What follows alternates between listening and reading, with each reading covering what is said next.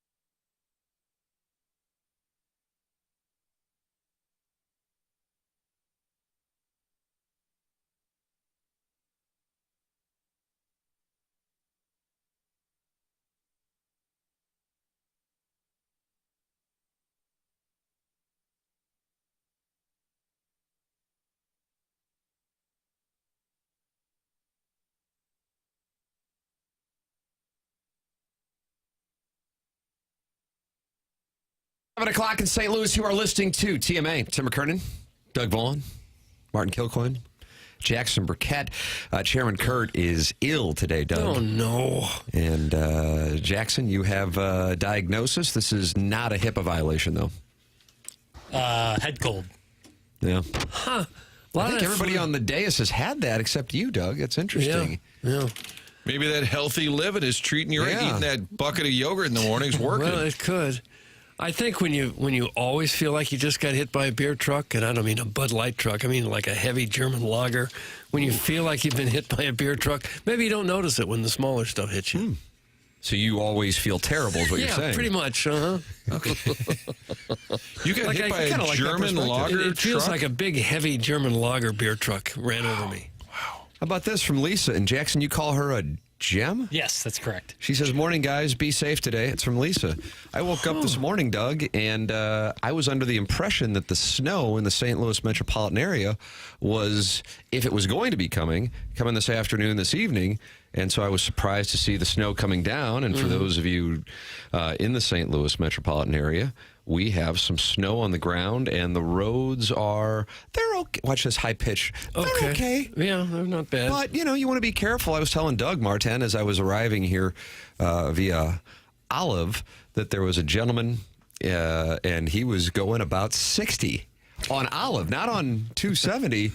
He was just putting it to the test. Oh, my God. I don't know. He was weaving in and out of traffic, and I'm like, I'm going to see this guy flip over, and I guess I'm going to have to...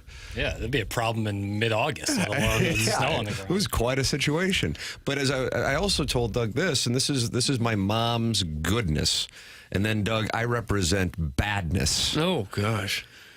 But she would say, I'd say something like, look at this ass. And she'd go, well, I just always assume that they're in a rush and they need to probably get somewhere because somebody's sick. And I go, well, that's such a beautiful perspective. Whereas I'm just assuming this guy's just left pops. He's just an asshat. Yeah, you just let it go. Don't worry about other people. Because after they pass you going 60 miles an hour, you will forget they ever did that 5 seconds later. That's right. It won't even be part of your memory bank. The reason I bring it up is because you can, if you would like to, go 60 miles an hour. I would just say the risk-reward calculus might be upside down. Right. You see it all on the highway in weather like this. You see guys putting a car through the paces going 70, 80 miles an hour, and then you see some going 25 and 30 miles an hour, and everything in between. I went up north 270 from 44 to Olive, and it was about 50 miles an hour or so for everybody. It wasn't too bad. My favorite thing on the highway is if somebody just blazes by you and they don't give you the finger, but they give you the look like, Grandpa, get out of my way. And then about 10 miles up the road, the state troopers got him. Right. There's always a certain feeling there that that's just nice. gotcha. The total package texts in that was me. I'm an ass. So there it is, Doug. The total package was the one going 60 on Olive this morning. Could have made a citizen's arrest. When he gets pulled over, license, please. Package, first name, total. Hands him his ID. What a hilarious analogy, Doug. You always make me LOL in the morning. Thanks for that. I agree with Lisa. Be careful today, guys. I won't insult you with the weather report here in Sanibel today. That's from Sharon in Sanibel /Clayton, and she is dunking on us. How long for is this living here. vacation? It's refreshing to see rich white women. Is it refreshing? So she's been in Sanibel for months. Well, if you reside in Clayton, there's a good chance you can also live in Sanibel. Sanibel all winter long. Well, is she there for the winter, or is she? I think at this point, it's just starting to look that way. I think for tax reasons, she might get to 6 months, but somebody will check into that and text in. Okay. You can text in 314-399-9646. I guess you can call in, Jackson. You tell the people. Jackson's going to put you on the air. Jackson's going to put you on the air, even though Cameron Kurt's not here. Callier and Thompson phone lines. Unbelievable. Yeah, I'll just mute my mic and answer the phone. How about this guy? You might hear some of it, but, too bad. Gotcha. I'm doing it for the people. I don't want you to mute your mic, and I'll tell you why. I like background noise, and I'm going to tell you why. Last night, we're playing a Nolan Gorman clip on the 2 Fox, talking about his move around the infield, having to be ready at any position. And as I'm listening to him talk, I can hear, Brown and Crouppen, presenting sponsor. The audio, we are grooming in the background. Well, we're getting you back. We're getting you back from infiltrating our broadcast. Yes. When Brown and Crouppen bought the presenting sponsor of this presentation, one of the things that you didn't know at the Two Fox was that we give what's called added value, and that we will do live endorsements on local network affiliates. On the occasional Martin soundbite, you will be in the background. I could hear Tim clearly talking about Brown and Crouppen while trying to focus on what Nolan Gorman had to say. Probably my fault for being 10 feet away you were from close. the live broadcast, but Lensman Jake sort of liked that background. So the trade-off was occasionally you guys were reading email of the day while players were talking. Good to hear Buck Swope on the Two Fox as well. Email in for the Design Air Heating and Cooling email today, the morning after at InsideSTL.com. Design Air is online at DesignAirService.com. Doug, can you imagine your heating system going down this week? Oh, it'd be dangerous. Oh, my Pipes would freeze. You'd have real problems. You better believe it. So if that were to happen, don't panic. Even though it's 7 degrees and it feels like it's -3 in the St. Louis area right now, you just go to DesignAirService.com, and they pride themselves on getting out there as quickly as possible. And they also pride themselves on not upselling you. Martin is a client. Doug is a client. I am a client. They are the longest-running sponsor on TMA, and the sponsor of our email today, it's Design Air Heating and Cooling, online at DesignAirService.com. Martin, I told Jackson at about 6:15 this morning, I said, hey, balloon party, it was a special moment in time, a 1-hour piece of magic on 101 ESPN from January 2022 through December 2024, October 2024, but who's counting? But Jackson made that show sing like a cute little birdie with his questions. And I said, today, considering this is the winter of our discontent in the sports schedule, this would be a good day for you to bring back those questions that Martin oftentimes, because of onboarding at 10 o'clock, doesn't get to experience. And Jackson said, I'm going to put on this cute little ski sweater, and I'm going to bring the heat. And guess what? What? He said he did it. Oh. That's right. You got heat, buddy? You got heat? Yeah, I'm dressed business casual, and I'll casually give you the business. Oh, thanks for that. Thanks for that. That helps. You're dressed in a snappy sweater. He walked in, and I go, look at this, Doug, we're at the ski lodge. Yeah, it is. Looks like you should have a pipe in your hand, maybe. Yeah. Well, I figured today's broadcast would be cozy. I want people to be cozy, and I thought I'd reciprocate that feeling with my my dress. All that's missing is a cup of hot cocoa by your side. I have a cup of coffee right overnight. That counts. That's good enough. Right overnight. If you like that, I have a feeling you... Yeah, that's awful. You're straight out of a Dickens novel. I feel like overnight. Yeah. All right. Well, we want to get it underway. Sure. All right. Well, let's just get it. I mean, we'll get an indication of how good this is going to be with the first question. All right. All right, here we go. Do you think international competitions like the Four Nations face-off, especially in a slow time in sports, could be a catalyst for hockey to grow interest and excitement for fans who would consider themselves casual at best when it comes to Yankee flatball? Doug, did you like that right there at the end? I did. I like the Yankee flatball I had a feeling. As I was driving out here, Martin, I'm usually a curbside podcast guy. There's no curbside podcast until the Blues get back in action on Saturday. And I was listening to Andrew Marchand's podcast. Did you say Marchand or Marchand? I think it's Marchand. And then it's Brad Marchand. Yes. Well, that's gonna really test us. He's a sports media guy with The Athletic, used to be New York Post, and he's got this system in which you can listen to it on whatever platform you utilize to podcast, but then you got to buy the podcast and subscribe to it for like $5.99 a month, which I'm happy to do, but then you got to go to his website to listen to it. So it's a little clunky, the process. That's perfect adjective for it. But so like in about 6 minutes before he gets to the meat on the bone, he'll go through a couple news and notes. And his news and notes were the United States and Canada game got 4.4 million viewers, and it peaked at 5.2 million viewers. That's the most watched non-Stanley Cup final hockey telecast since a Blue Jackets Bruins playoff game on NBC in 2019 that averaged 4.5 million. And I, in parentheses, ask, how the hell did that happen? I don't know. We know the Blues would play the Bruins in a matter of weeks, but the Blue Jackets... I think that must have been the second round because they swept the Lightning, who won the President's Trophy in 2019. Am I right on that? It seems right, yes. Geez, sorry that you're bored with knowledge. Maybe Thought this show was going to be cozy. Doug's a little snippy. maybe they put that game on NBC or something. Maybe it was a network game. To put things in perspective, NHL postseason games last year across ABC, ESPN, ESPN2, TNT, TBS, and True TV averaged 1.54 million viewers.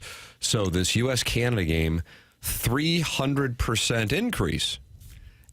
And so my answer to your question is absolutely. And I would tell you this furthermore, because I was thinking this as I was driving here this morning and heard those numbers. The fact that the game, first off, great that Canada won. I think damn near everybody, minus those in Sweden and Finland, would agree. Damn great that you're going to have the United States and Canada again. But for it to be on a night when nothing else is really going on, that is optimal. So yes, I do think, I can't wait. I'm looking forward to watching it with my 7-year-old son. Can't wait for it. Mm-hmm. It feels like Matthew Tkachuk's brand has exploded. He was great on the broadcast last night. He was great. And I think it was Eddie Olczyk or somebody at the end said, well, he'll be taking my job in 5 to 10 years because he's so polished. He's a great player. He's got an edge to his game, so he's not boring. You know, and some of these hockey guys can be kind of boring. He gets in the booth. He's entertaining. Mm-hmm. He's kind of the face of U.S. hockey, and maybe, especially winning the Cup last year, isn't he an emerging, like, NHL brand? Yes. I mean, it's unbelievable. You know, it's funny, coincidentally, I met, at the very least, Brady, and I think Matthew as well, at the 2018 PGA Championship. Doug, you remember that tent that Justin Rose went into in a rush because he had to drop ass? That was right along the 3-tee box. I know you've been a member at Belle Reeve since 88. 87. How do they indicate that on the score sheet? Is that on there? I think he was going to be late for his tee shot. Number 3, very gettable.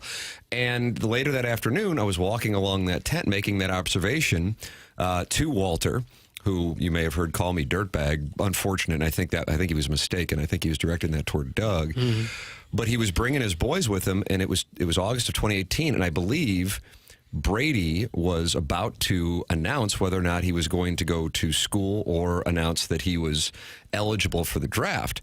And Walt was telling me that the boys are big golf fans. Yesterday afternoon, TGL has like 3 straight matches going on. That's the Tiger Woods, Rory McIlroy venture where they hit a ball into a screen right by where your guys' place was last week, by the way, off PGA Boulevard.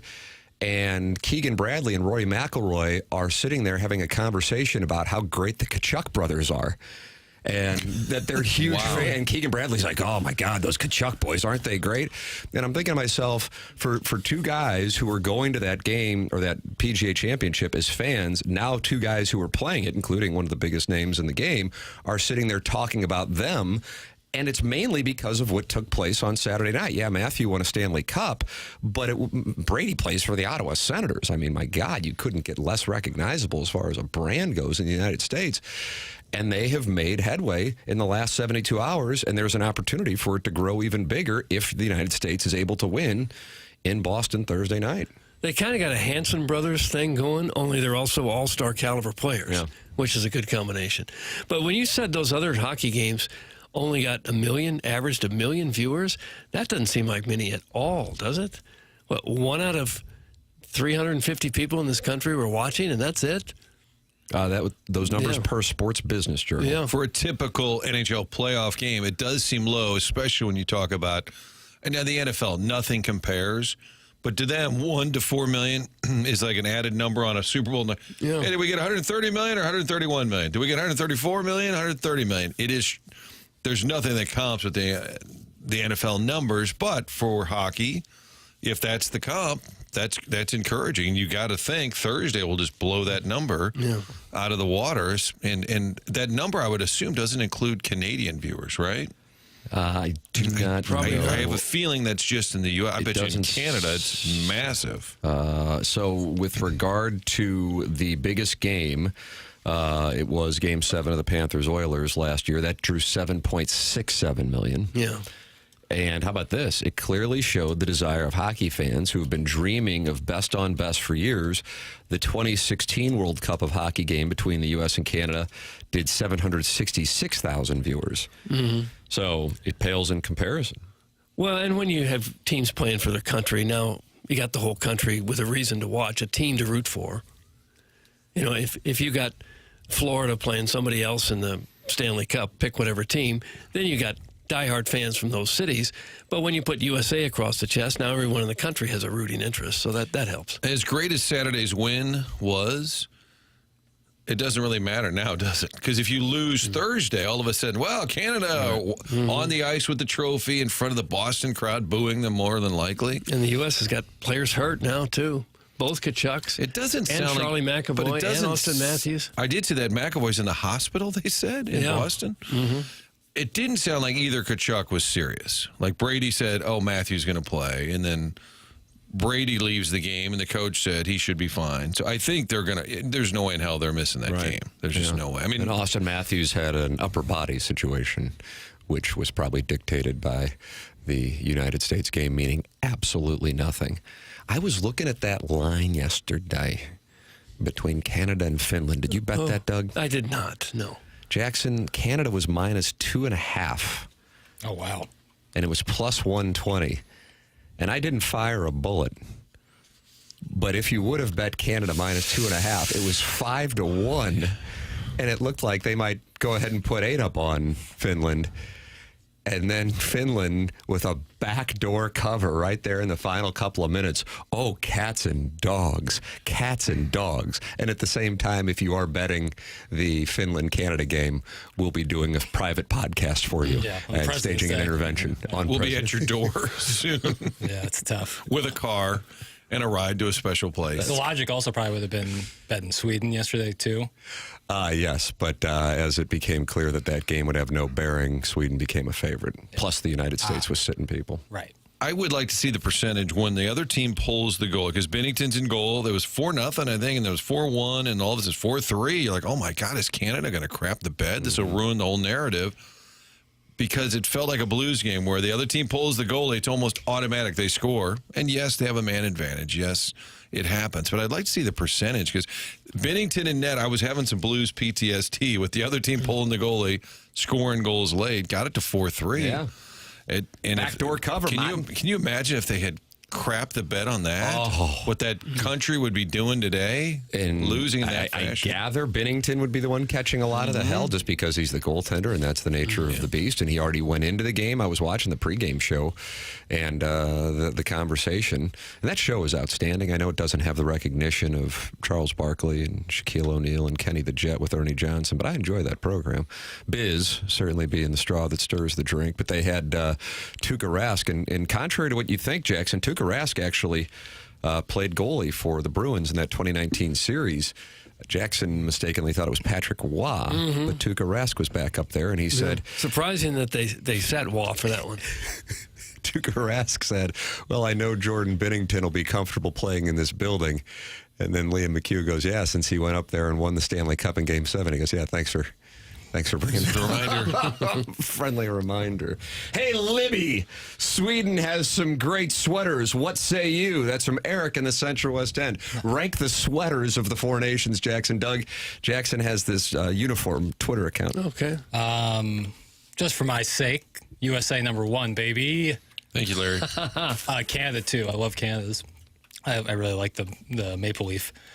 Finland 3, Sweden 4. I'm not a big fan of the Swedish uniforms. Wow. You're sideways with Eric in the Central West End. It's just the ones with colors. It's a little highlighter. Blue and gold, like St. Gabriel's. Yeah, but it's like all gold, it feels like. St. Gabriel's is all gold.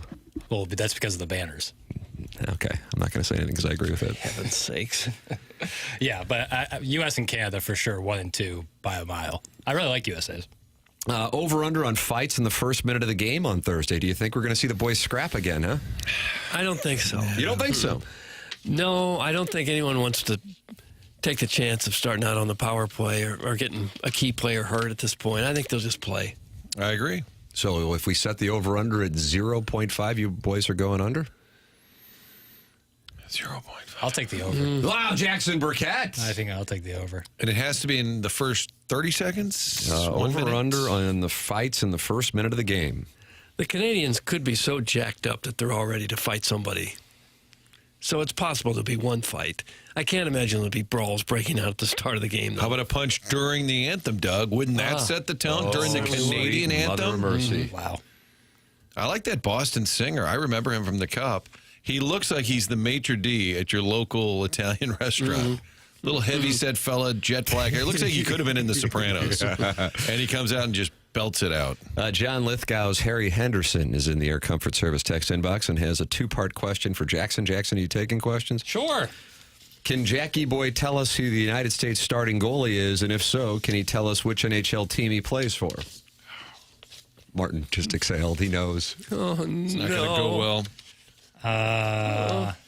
Some are saying he may be the best American-born goalie I ever. don't know about that. I can't. All right. Plays for the Winnipeg I tried. Jets. Yeah, Martin helped you out with question 2. Why do you hate these United States of America? Jack. He plays for the Jets. Winnipeg.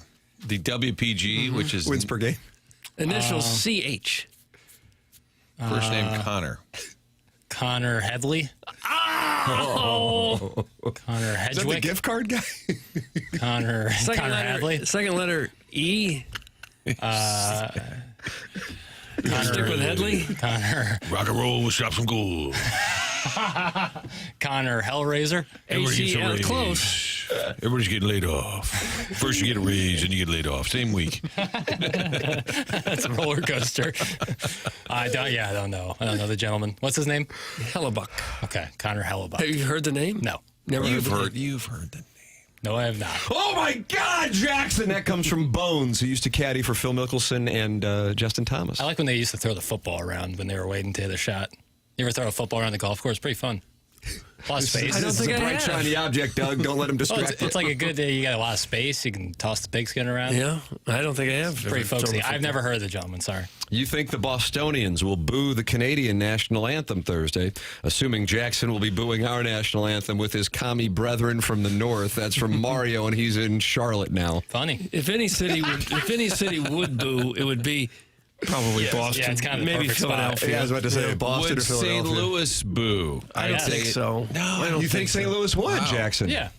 Yeah. Yeah. I this think format? I think pretty much every American city would. If people are going out for the hockey game like that. I was at a amped Blues up. game Yeah. right after booing the national anthem in Canada became a thing. Right after they hit Canada with tariffs and they started booing up there. I was at the next Blues home game and they played a Canadian team. There was no booing at Okay. all Maybe during I'm the wrong. Canadian anthem. It's not to say it won't happen now. That I think the stakes are a tempers little have higher. escalated a little I bit. saw an article yesterday that for about 4 seconds there were some boos in Boston during the Boston-Finland game. Yeah, I saw that spattering. a Jackie, smattering. Yes. you and I should go to the Blues game Saturday for 2 reasons. They play WPG, Sure. meaning you could see CB, assuming Yeah. he plays, up close and personal. Wow. And then we could determine whether there are boos for the Canadian national anthem. about that? It's a 2-for-1. Missouri plays at Arkansas at 7 p.m., so I'll be indisposed. Okay, never mind. Martin, did you hear what Jackson thought WPG stood for? Yeah, unfortunately, I am new here, but it came up in onboarding. But that's like out of the context. It was in this stat sheet, and I thought it was a stat, not a team. Oh, okay. Like Winnipeg, like Doug, you always talk about we have more time. I love We Good have Morning plenty of Grant, time. but he could have wrote out Winnipeg. He could have. You got to know your host, and I, clearly don't know. So wins per game. Ideally, you get 1 win per game. That's also the limit. Yeah. You can't get more than 1. There's no such thing as a 5-point basket here.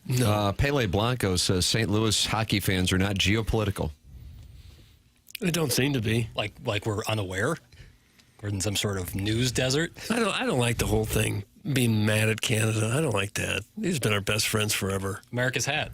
I don't like the booing back and forth. Yeah. America's hat. Is that your thing or is that a thing? Yeah, That's what everyone says. Doug calls it America's hat when Is that Larry right? Nickel ranks it second in the country rankings. Some people call it North Mexico. What's your favorite part of Canada, Doug? Vancouver. Yeah, Vancouver's I've never a beast. been. You never been? No. Ooh. Felt like Goldberg got all those trips. Boy, Vancouver. Bees knees. Windsor will do you right, too, if you know what I mean, huh? Windsor will do you right, too, if you know what I mean, huh? Windsor's South Detroit, right? Yeah, but it'll do you right if you know what I mean, huh? I don't think I know what you mean. What about Banff? Banff. Oh, I'd like to go there. Yeah. Yeah. It's not golf Lake courses. Louise. Golf courses look unbelievable up there. I'll have to go check that They out. held the Winter Olympics there once, right? 1988, Dan Jansen kept falling. Oh, yeah. Is that the Cool Runnings one? Or that was Ottawa? Well, that wasn't a real. That wasn't a real. What do you mean? The movie? Yeah, but they were at the the Winter Jamaican Olympics. team Yeah, they were at the that Winter Olympics. qualified, Wasn't okay. that a real location? Was that in Montreal? Doug, we're just naming Canadian I don't cities. know. I just was asking. Hold on, Cool Runnings was based in Montreal? I thought that they went to the Winter Olympics, certainly in some Canadian province. And I thought it was either Alberta or Montreal. Alberta being probably Calgary area. Where Okay, I think Calgary might be the answer. Where they held the Winter Olympics. It's a winter wonder playground. Sure. I was just wondering. It appears it was the 88 Calgary Games that Jamaica had a two-man bobsled. Okay, all right. Heads up, the boys in Banff like to peg. That's from Dimitri Sokoloutou. Now, we don't know Is that that. like on the sign? Hey, Fidel Burkett, your lack of patriotism gives me violent diarrhea. That's from the Worst Woods Vac. Violent. I guess it's not a total loss. Oh. You can text in, as many are doing right now, 314-399-9646. I like the question, Jackson. It's the question I was thinking as I was driving out here in our winter wonderland in the St. Louis metropolitan area, that it is optimal for the game of hockey that, number one, you get the United States and Canada. Number two, it had huge ratings on Saturday night. Number three, the fights got people talking who are casual fans, and I bet a lot of people who normally don't watch hockey will be watching Thursday night. And it does give an opportunity, Martin, as you were making reference to, for the Kachuk boys or somebody else with the U.S. team to gain some star power. Absolutely. So I tip my cap to the question. Thank you. More By than the that way, came and from. Big Walt on the show yesterday later said he was at the morning skate. That remember we thought he was coaching or something. He was at Team USA's morning skate, and I guess that coach Mike Sullivan is his former teammate. Yeah, they played together in Arizona. And he remembered seeing the boys run around. They would have had to be really little because they moved to St. Louis when they were like 3, 4, 5. But the U.S. coach said, I remember these boys running around, and here they are, leading the charge for the U.S. of A. Will you guys wear red, white, and blue Thursday? I think we should. Oh, we believe should, it. yeah. Jackson, will you? I'm kind of in red, A white, lot of and red. blue right now. A lot of red. Red and yellow. I'll figure it out. Damn it, Jackson. My name is supposed to be saved in the text inbox as the Linda Sniffer. That's from Dimitri Sokoloutou, who says you were supposed to switch his name. Well, good thing I don't work for you. So The Linda Sniffer. I'm sorry, Jackson does not. I work for Hubbard Broadcasting, for Dimitri Sokoloutou or any Linda sniffers. But I'll change it, whatever. What a nice gesture. How about that? You can make a text inbox request, but for the record, Jackson only does that during the first week of the month, usually. So you're going to have to wait till March 1st. Through March 8th, Doug, to get your text inbox name. Okay. And your Comfort Service text inbox changed up. All right, what do we got on the Stiefel dossier today? I see John Kelly will be with us at 8:15, 101 ESPN with the 8:15 Blues guest John Kelly with us. And then surprise line at 9:15, Martin. Oh, my goodness. Looking forward to this. I think it's a wintry treat for the audience that's out there with these lightly seasoned roads, and be safe unless you're going 60 down Olive. Right. But for the rest of you, sit back and enjoy a little fun with the fellas at 9:15. Doug, did you pick up any reads on who the guest could be? I didn't really. You have initials, maybe? Probably not. No. Okay. Wait, I don't know. No, don't think I can. That's coming your Jackson, way what do you at think? 9:15. On a 1 to 10, Yeah. entertainment value. 7. Okay. 7. I'm going to take the over. The 7. Hey, listen. Hey. Happy to be wrong. Okay. I think it's got hockey ties. That's what I'm going with. But who would it be? I don't know. Who would it be? Could it be Mark Milton? Could be. Yeah. Oh, yeah. Yeah. Yeah, he's a rangy defenseman. And he's an important guy.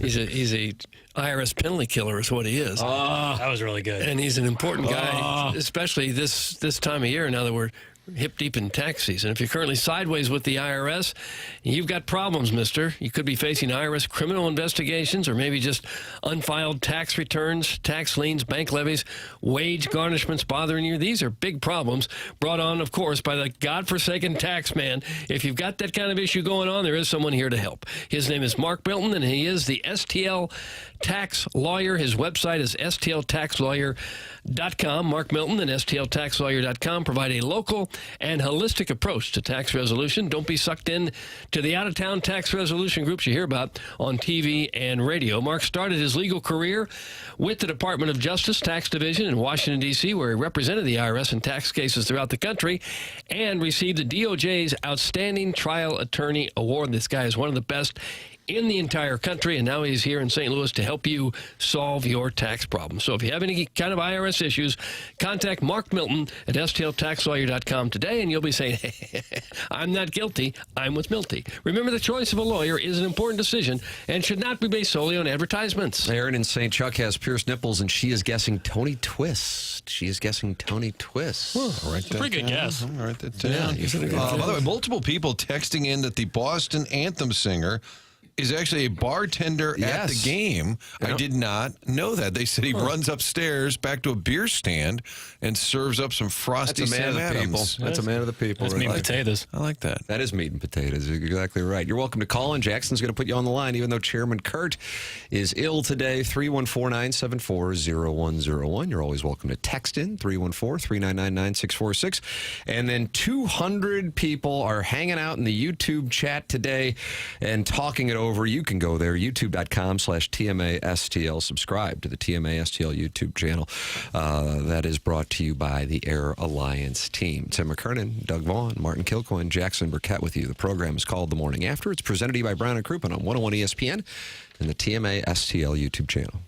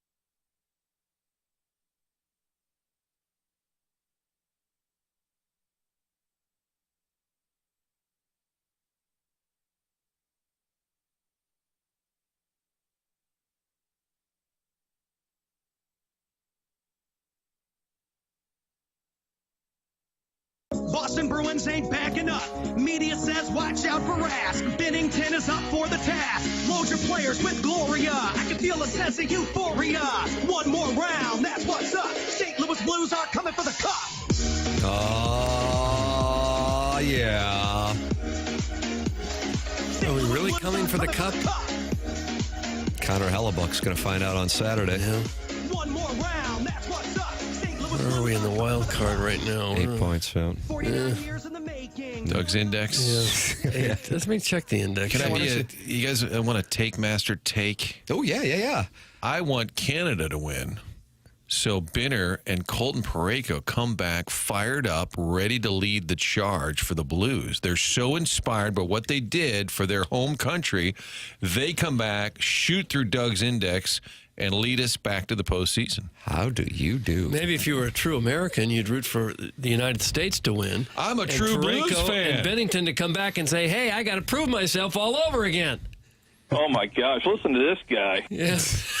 Benner's going to need to come back, stand on his God, head, I wish I and knew spit what with that nickels. context on that was. Caller or host. Probably going after the cat. That was usually The theme. That's where the rights holder and balloon party thing would come from. You're welcome to call into the program. Chairman Kurt is out today, ill, but Jackson said, I'll answer the phones. I can do it. All right, so put him to the test. 314-974-0101. It's TMA, presented to you by Brown and Crouppen. Tim McKernan, Doug Vaughn, Martin Kilcoyne, Jackson Burkett with you on the program.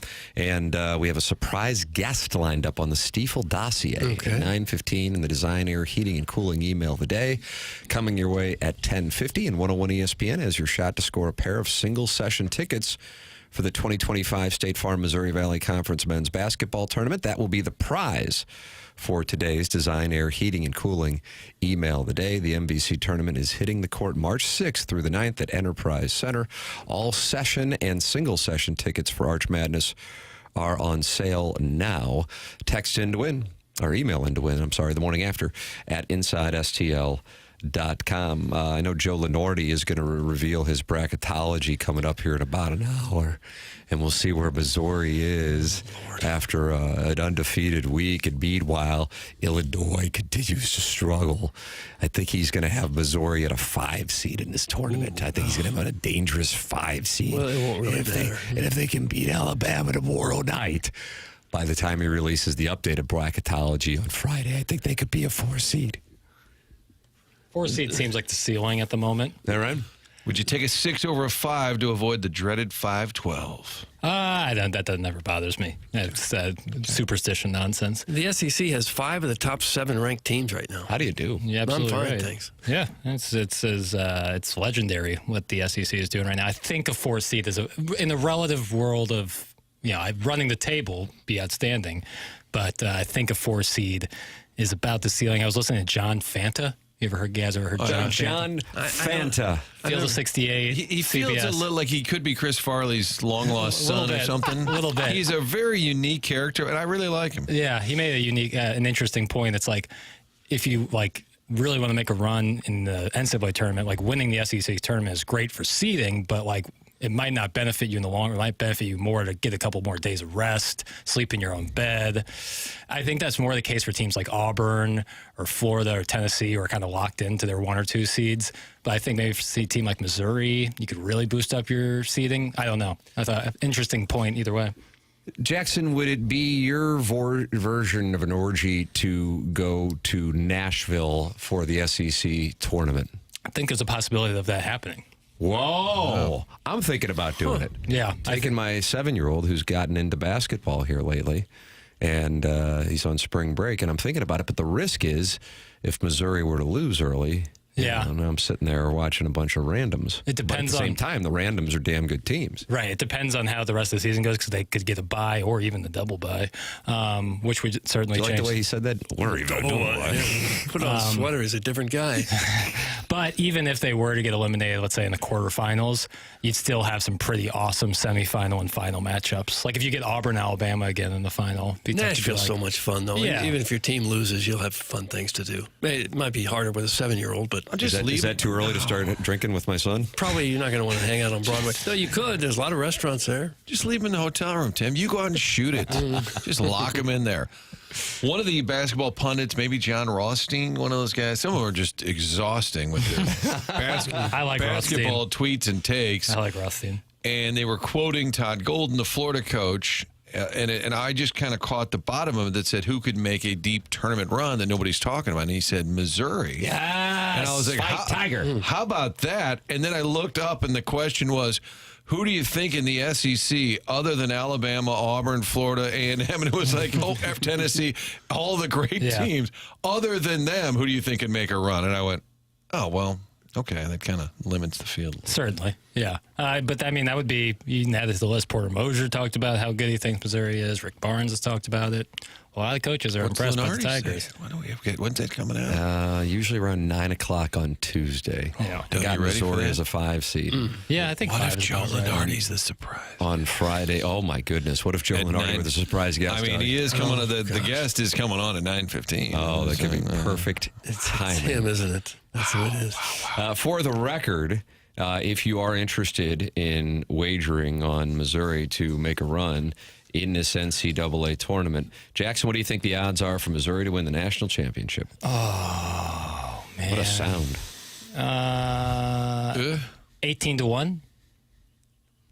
18-1. That'd be plus 1,800. So that's those would be a lot higher than that. Yeah, exactly. 35-1. Iowa State, for the record, is that exact number, and they are number 8 in the country. Okay, they're that was 50-1. Bad guess. Yeah, 50-1 is probably a good guess. I'll say 51-1. Oh, Doug is getting good at this.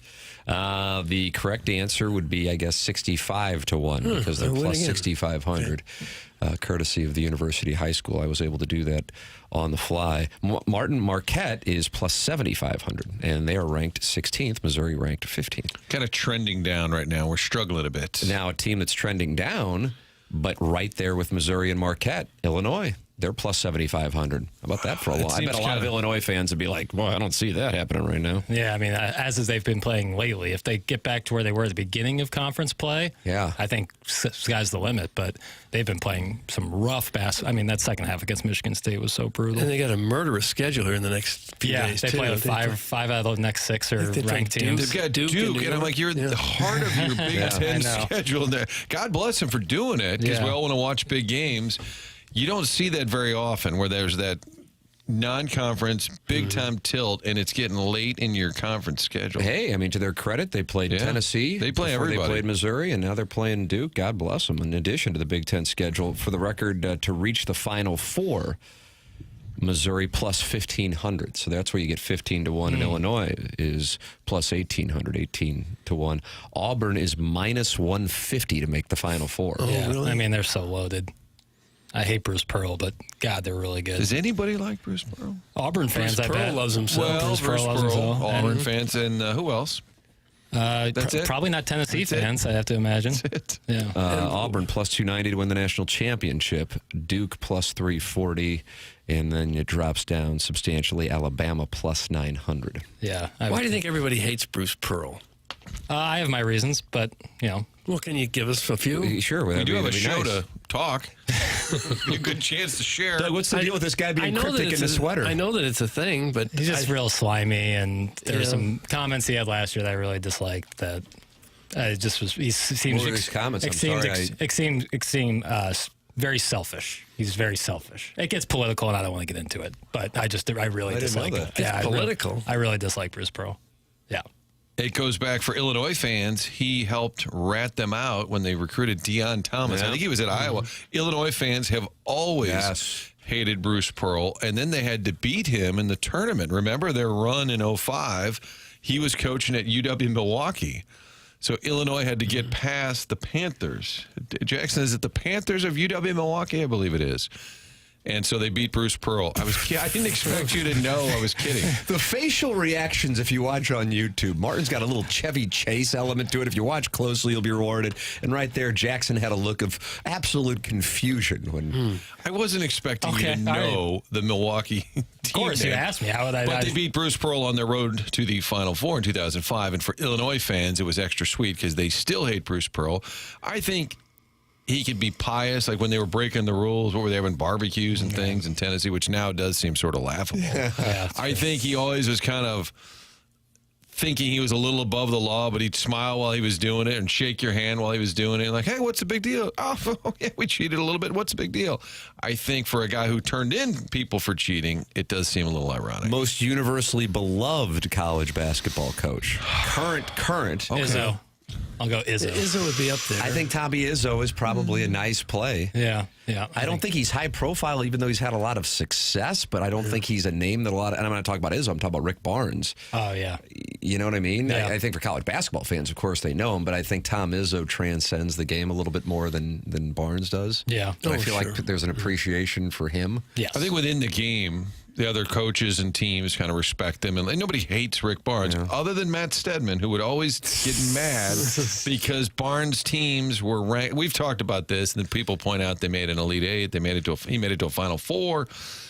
Stedman was convinced that he would always crap the bed. Yeah. And a lot of times he did. We're kind of in a much like the Cardinals, in the transition period when it comes to college basketball coaches. We're like, is it a reset? A lot of the old guard is gone or moved on to different things. Like, Calhoun's obviously gone, Boeheim, Larinaga.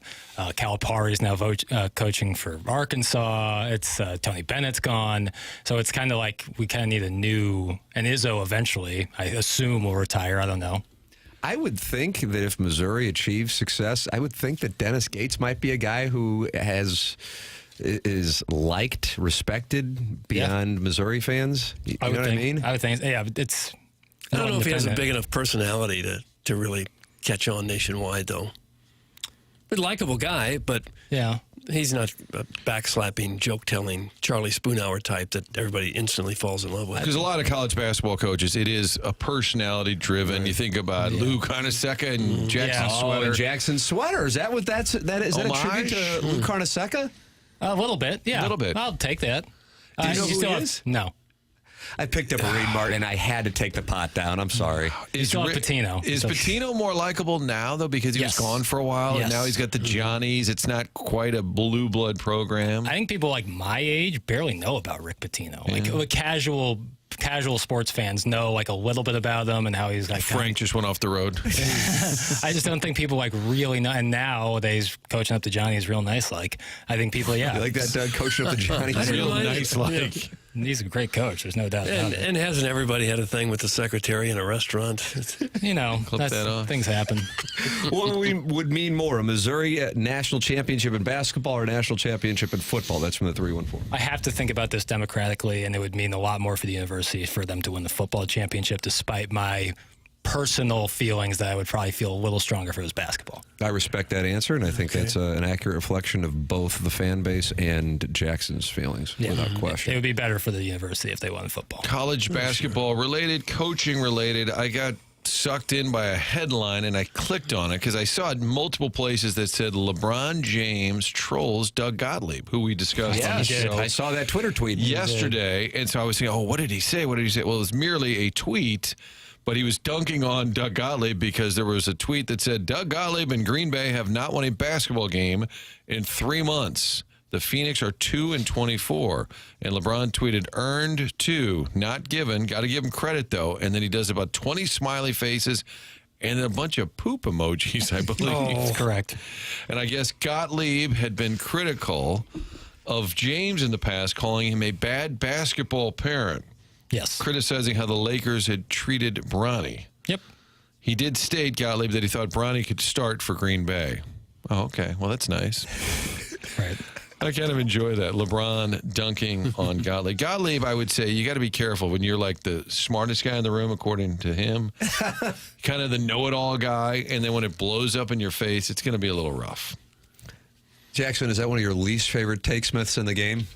He'd be up there. Yeah, he would be up there. I'd say way up there. But, the Freddie Freeman thing from a couple of years ago was just, it was good to see a little bit of justice going around. I was a big fan of the litigation when that took place. Friend of the show, Matt Holliday, is friends with Doug Gottlieb. So, we apologize, Matty, if you're driving around Oklahoma. We apologize. Listening to it, yeah, I guess so. Calipari, Izzo, and if Pitino was in here, we're talking Italian special. We're talking rigatoni, marinara. I don't know. Is all they do eat? No, they're all thin. I was reading a bio here on Bruce Pearl. He's one of the only Division I coaches who didn't even play high school basketball. Oh. That's interesting. He was a student manager in college. Yeah, I need to play. I mean, it gives you more credibility in the room. It says he hurt his shoulder playing football, so he couldn't play any high school basketball. You can coach. Doug, he falsely accused Illinois of recruiting violations when he went to the University of Wisconsin-Milwaukee. Bruce Pearl can never sleep with my wife. That's from the recovering alcoholic from Belleville and Webster Groove. He's the only one, apparently. The only one who's not allowed.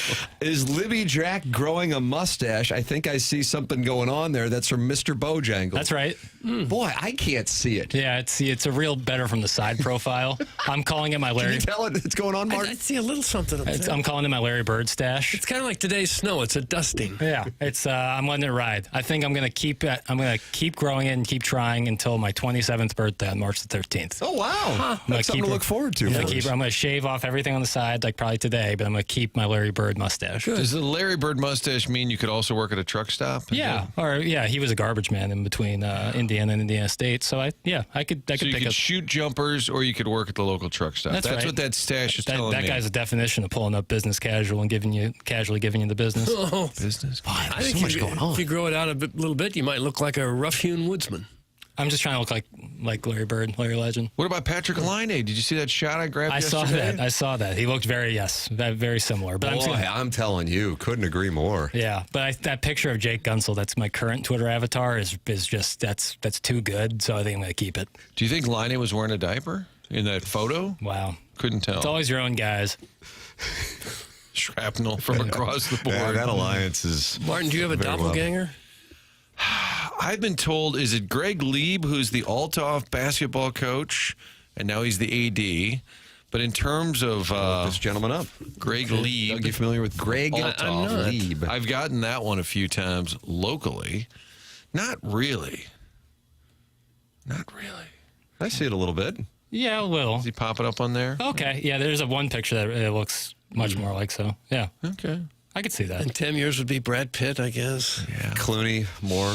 Billy D. Williams. And Billy D. Williams. Yeah, Billy D. Williams. I didn't see that coming. Billy D. Williams, Pitt, and Clooney. And Martin, you have to know who Doug's doppelganger is, right? Oh, yes. John Lithgow. No, it's Milt May, former Pirate catcher Milt May. Milt May. Have you seen him? Look at him. Is Milt May?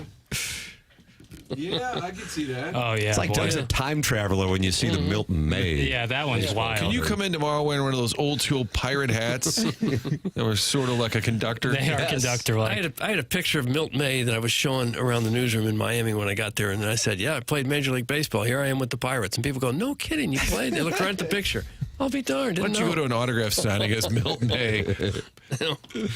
He's not the AD there anymore, Martin. Update your Rolodex. That's from the 618, and they are not happy at all, Toff. Yeah, you've really blown it this time. Wow. I don't know how I'm going to get through the day. He was or is, whatever. You get the idea. Hey, Janet, it was 85 degrees on the Super Bowl here, and I played 18 holes yesterday. How's the snow in St. Louis? At least you have your Auntie Anne's and pork steak, so you don't have to deal with the beach and the mountains. That's from Mario in Charlotte, and he was at war with caller Janet. She doesn't like Charlotte. He grew up in St. Louis and is preaching the value of Charlotte, North Carolina. Okay. Hey, Martin, here's a little information. You know who Greg we have our own show. I'm sorry. Go ahead, yes. Greg Lieb's first basketball coach? Jeffrey Burkett, my father. Is that right? Full circle, Doug. How about Did you that? get a text from Pop just texted Pops? me. Yeah. Yep. Wow. Clay City grade school. How about that? Your dad had some good teams? He was at New Athens for a long time, a little smaller school. So. Whitey's hometown? Yeah. That's right. That's right. Up and down, you know. He was a high school coach there? Mm-hmm. Yeah. He get all fired up. That was fun, though. It'd be fun being a high school basketball coach. Yeah. He was great. He get fired up. Did he? Oh, yeah. Did you go to the games? And I was too young. Oh. Well, I mean, I probably went later, but yeah. Do you watch games with him, and are you both screaming mouse in the house? We both get fired up, yeah, I'd say. Is he big into Missouri, too? Uh-huh, absolutely. He just loves watching ball, though. Tuesday and Wednesday night, he'll just be flipping around watching college basketball all night. Loves it. When did you first hear the phrase "mouse in the house" and know that it was one you wanted to own? Probably high school. It was probably because I was the mouse in the house, and I was like, "Oh, I kind of like that." After some guy. And what does mouse in the house mean again? So for basketball aficionados who haven't heard the phrase. Right. So if you get a mismatch going, some sort of ball screen, the switch, and you got a big man down low with a much shorter guy guarding him, everyone on the bench or on the floor be yelling, mouse in the house. And that means the guy with the ball, let's get the ball inside. So, like, I'm in the paint and Tim has to cover me. Mouse in the house. Mouse in the house. Mouse in the house. Mouse in the house. Yes. But it's code. So you're not saying, Martin's open. Right. Get it in the paint. You have to have a little code. Everyone's eyes will go to the paint, see the mismatch, get the ball in there, and also clear out the other side because it's going to be one-on-one time. This guy's a coach, Doug. Gosh, he really is. Why don't you start coaching? I'm happy Why to. don't you help my squad I'm out? available. We could use a little help. St. Clement is struggling. I'm available. Rebuilding year. We're scoring 31 a game, which we're up.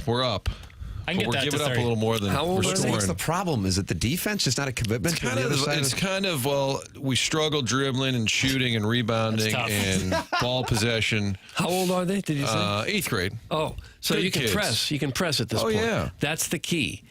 Kids that age, a lot You're of getting them. information from the Wizard of Crestwood here. A lot Martin. of them, especially in CYC ball, they're not terribly skilled as shooters or anything. But what kids can do at that age is run. They can all run. And if you press full court, you will drive the other team out of their minds because kids want to dribble with their heads down. They tend to be selfish with the ball. You'll get a jillion steals, and that 31 points will become 51 points almost overnight. Wow. And you also, when you steal the ball on the press, you get a lot of easy layups down there. Martin, think about implementing We the thought press. about it the other day. We only had 6 kids. So the press, we were a little concerned that they wouldn't be able to sustain their energy for the entire game. Well, But when you have the ball, the one thing you don't want the other team to do is press because it drives you crazy, right? And that's what they don't want either. And when kids can run, they can run forever. Run them! Run them! Doug, we have a lot of 40 minutes of hell! We have a lot of timeouts where Coach Mark and I will say, all right, coming out of this, I need you to screen to open him up. Do that immediately. So you're on this end of the floor to help break the press. Got it. Walk out. Kid walks to the other end of the floor. Where are you going? Yeah, they Where are you didn't going? hear a word you said. I'm like, that was 2. We opened a game the other day, and I said, number 10 gets no shots off. Number 10, Face guard. You hound number 10. Everybody else, I don't care if they shoot. We play a zone. I said, come out of your zone. Number 10 in his face. First possession, they dribble down, over on the wing, number 10, wide open, jumper. You guys got a problem. And I said, You what guys in got the a problem. absolute... Box and one. What in the hell? As you get is higher going in on? basketball, you realize more than anything, it's a track meet. It's who can run the fastest, jump the highest, and you just got to play scramble basketball. Just get all over them, all over the court. Jackson, as a future coach, do you agree with listening to the Wizard of Crestwood here? I think there's certainly times where you got to push the ball in transition, especially if you're deep. Like you look at Missouri, they got a lot of guys go push the ball. But you're talking about players that have some skill.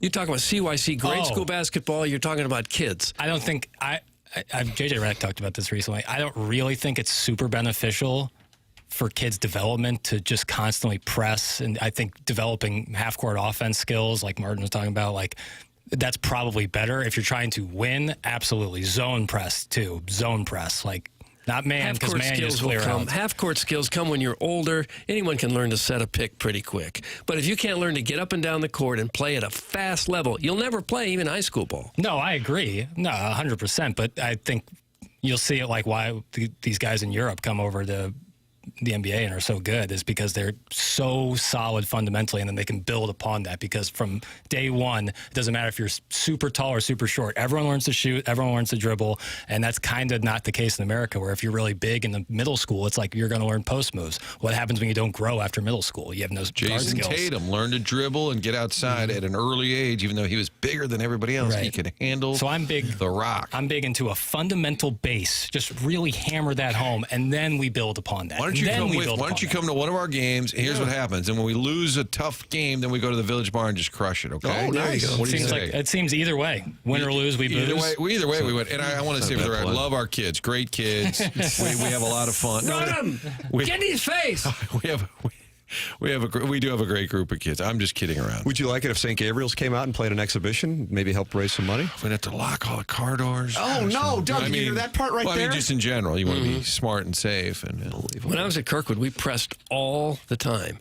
And when guys went to back-to-back state championships, guys got tired, they brought in 5 more and started running some more. Line shift. Drives the other team out of their minds. And the other teams generally aren't that deep, and you just wear them out. By the second half, they got nothing. So you're a Mike Anderson, Nolan Richardson disciple. Absolutely, yeah, especially for the younger kids. Yeah, if it's evident that they're running like the Billikens have a light bench due to a lot of circumstances. If I was coaching it, we're pressing hard and we're gonna make it really tough on them and try to score in transition as much as possible. You ever see Vaughn play a lesser opponent because they'll press early and it's like 8-0 within like a minute. You got to be equipped for it. You got to be equipped for it. Ladies and gentlemen, this program is presented to you by Brown and Crouppen. They're online at brownandcrouppen.com, 314-222-2222. Ed Herman, Andy Crouppen, and Terry Crouppen, regulars here on the program. And if you are in a spot where you're going to need the services of somebody for personal injury law, don't you want to make sure you have somebody who is local, who knows the market, and who's been doing it in the St. Louis area since 1979? Well, that's what you got with Brown and Crouppen. Online at brownandcrouppen.com or by calling 314-222-2222. Make sure you let them know you heard about them on TMA. Remember, the choice of an attorney is an important decision and should not be based solely on advertisements. Tim McKernan, Doug Vaughn, Martin Kilcoyne, Jackson Burkett with you. You can watch the program at youtube.com/TMASTL and talk it over with 271 friends of the feather in the YouTube chat. This is TMA, presented by Brown and Crouppen on 101 ESPN and the TMA STL YouTube channel.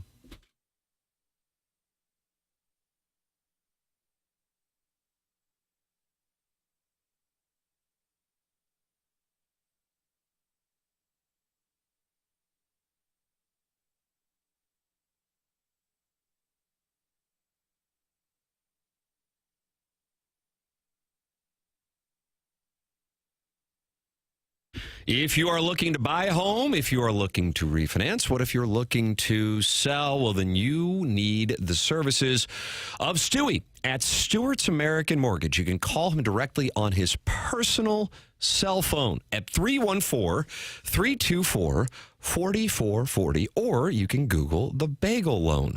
Let me make it easy for you. You just call Stewie from Stewart's American Mortgage Corporation. He's going to help you every step of the way. If it's a new home you're looking to purchase, he's going to get you to the closing table fast. How about 10 days? And he will also get you the best interest rate possible. And he also has the Bagel Loan that can help you out as well. What is the Bagel Loan?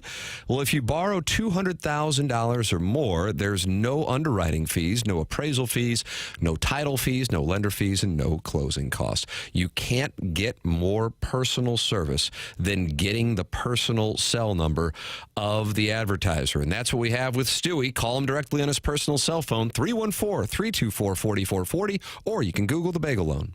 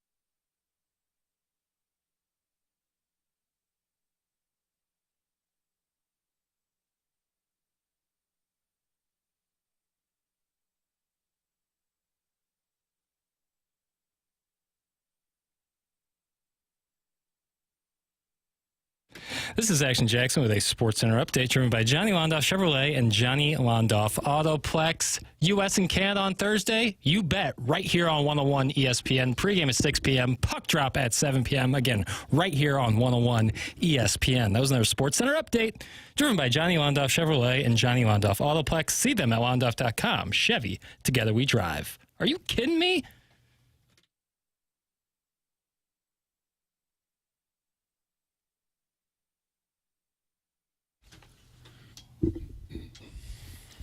I'm going to put in some return music requests. Yeah.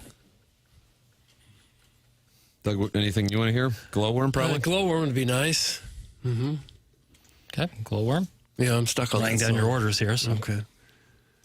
speak freely. All right. Beyond the Sea, Bobby Darin. That's a good one. Beyond the Sea by Bobby Darin. Rich Gould would always sing Mac the Knife when he did karaoke. Yeah, another Bobby Darin. that is. I feel like that might be on YouTube, Jackson, for... Okay, Mac the Knife. Mac the by Knife. You've never heard of Mac the Knife? The Rich Gould iteration. The Rich Gould version may, in fact, be online. Oh, that'd be good. All right. It was pretty good, too. I got to say. He asked me to... He's an entertainer, Martin. He asked me last week if the Sea Spray-In was still open. I said I didn't get a chance to check. It was in a hotel somewhere down there, right around Blue Heron, Tim. You know where that road is? Somewhere in that area, there was a hotel, maybe not real fancy, and had the Sea Spray-In connected to it, and that was Rich's go-to for Florida karaoke. Some of us were doing live shots or interviewing Mark McGuire. Rich was singing karaoke. God bless him. You know that, I guess it would be considered a tiki bar, the Square Grouper we went to? I love that. I saw that's where they filmed the video for It's 5 O'Clock Somewhere with Alan Jackson and Jimmy Buffett. Yeah, they did it there. Well, that's a great place. Mm-hmm. Yeah. They got some really cool restaurants down there. That's kind of what people do, I think, right? They're just either play golf or just go out to eat. That's the whole thing. Where are you going tonight? Some booze. What do you got? Where are you going? That's the whole topic of conversation. Probably all day. Yeah. Where are you headed later? Limoncello? Clave's going to be there? Where are you headed?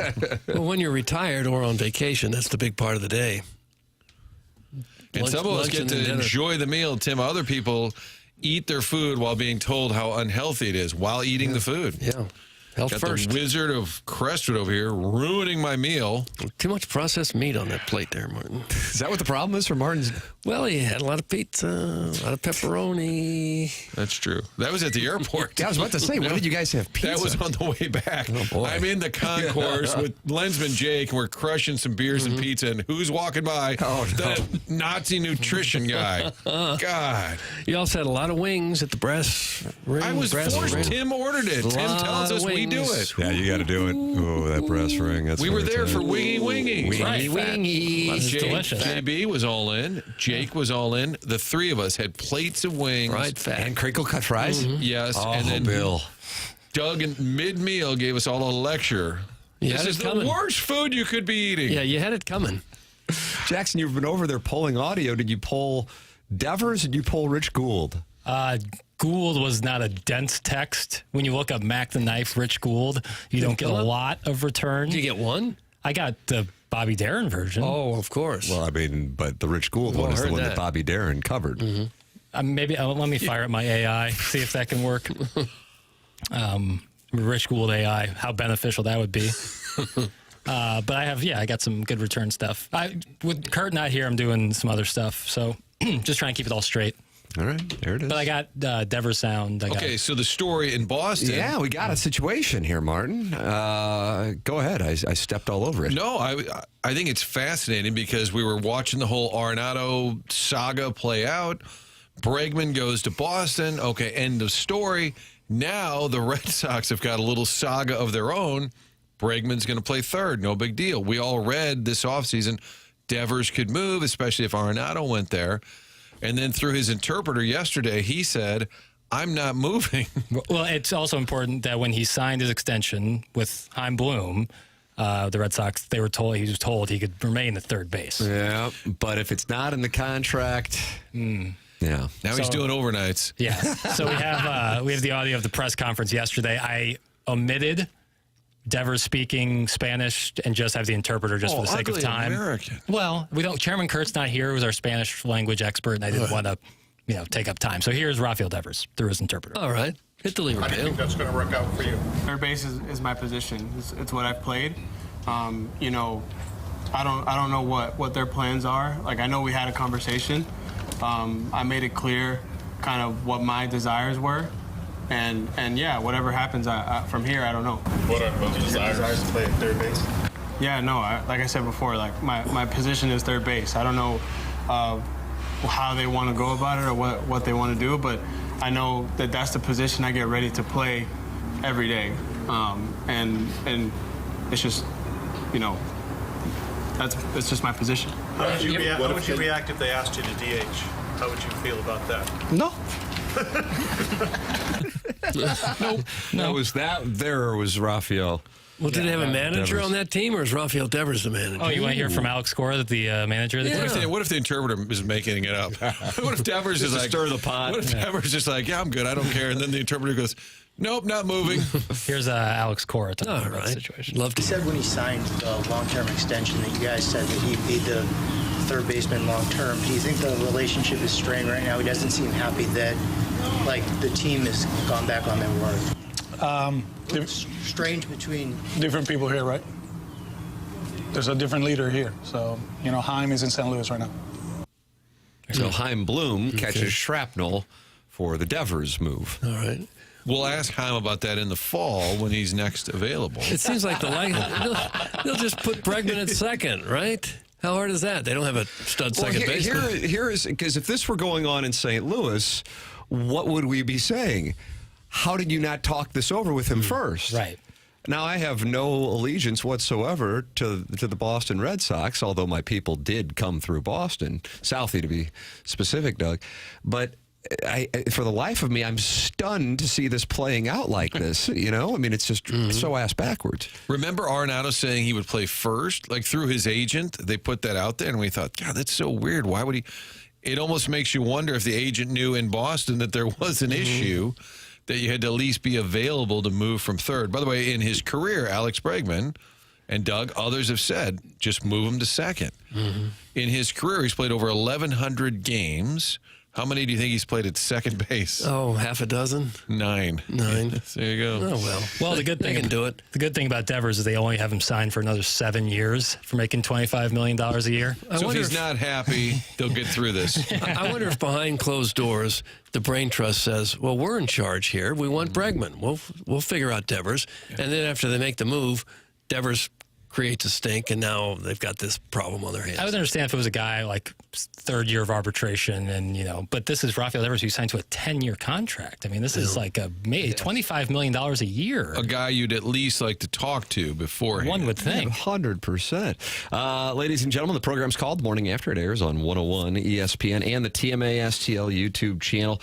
272 friends gathered in the YouTube channel. Doug Stagg, a guy named Jose, Don PP, Walrus King, Codeine Cardinals, and John Cusick are all in there talking it over. And you can go in there and talk it over with them. It's youtube.com/TMASTL. And if you're interested in TMA merch, I'm sporting the stocking cap. Do you like that stocking hat? Yeah, stocking cap, I think you call it. TMASTLshop.com. Got the blackout gear that Mike Flanagan put together. You can see that. Hoodies, T-shirts, and hats all available. TMASTLshop.com. Some sharp stuff in there. Ladies and gentlemen, John Kelly's going to join us on the other side of the break on the Stiefel dossier. Get his perspective on what is to come on Thursday night and what will be one of the most anticipated hockey games in recent U.S. history. That's coming your way next here on 101 ESPN.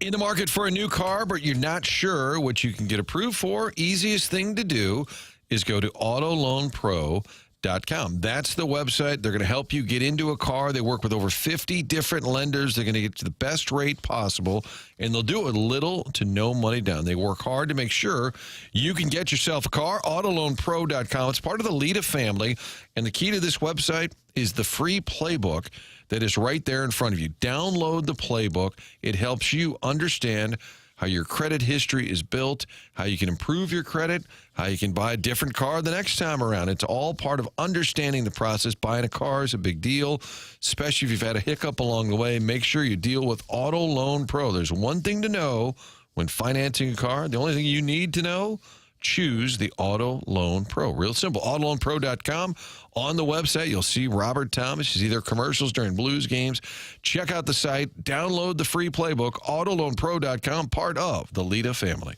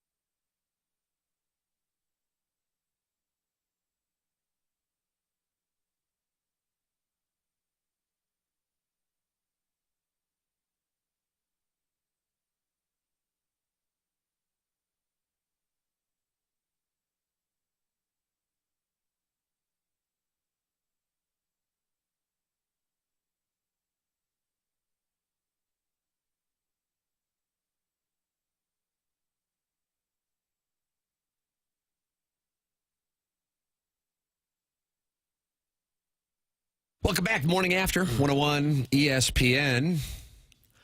Doug put in a song request. Didn't get it. No, I sure but did hold not. on a second. I think I got to give Jackson some. Do you like this term? Give him grace. I guess it's all right. When we have this segment, he can't play your requests. Is that correct? Theoretically, I could.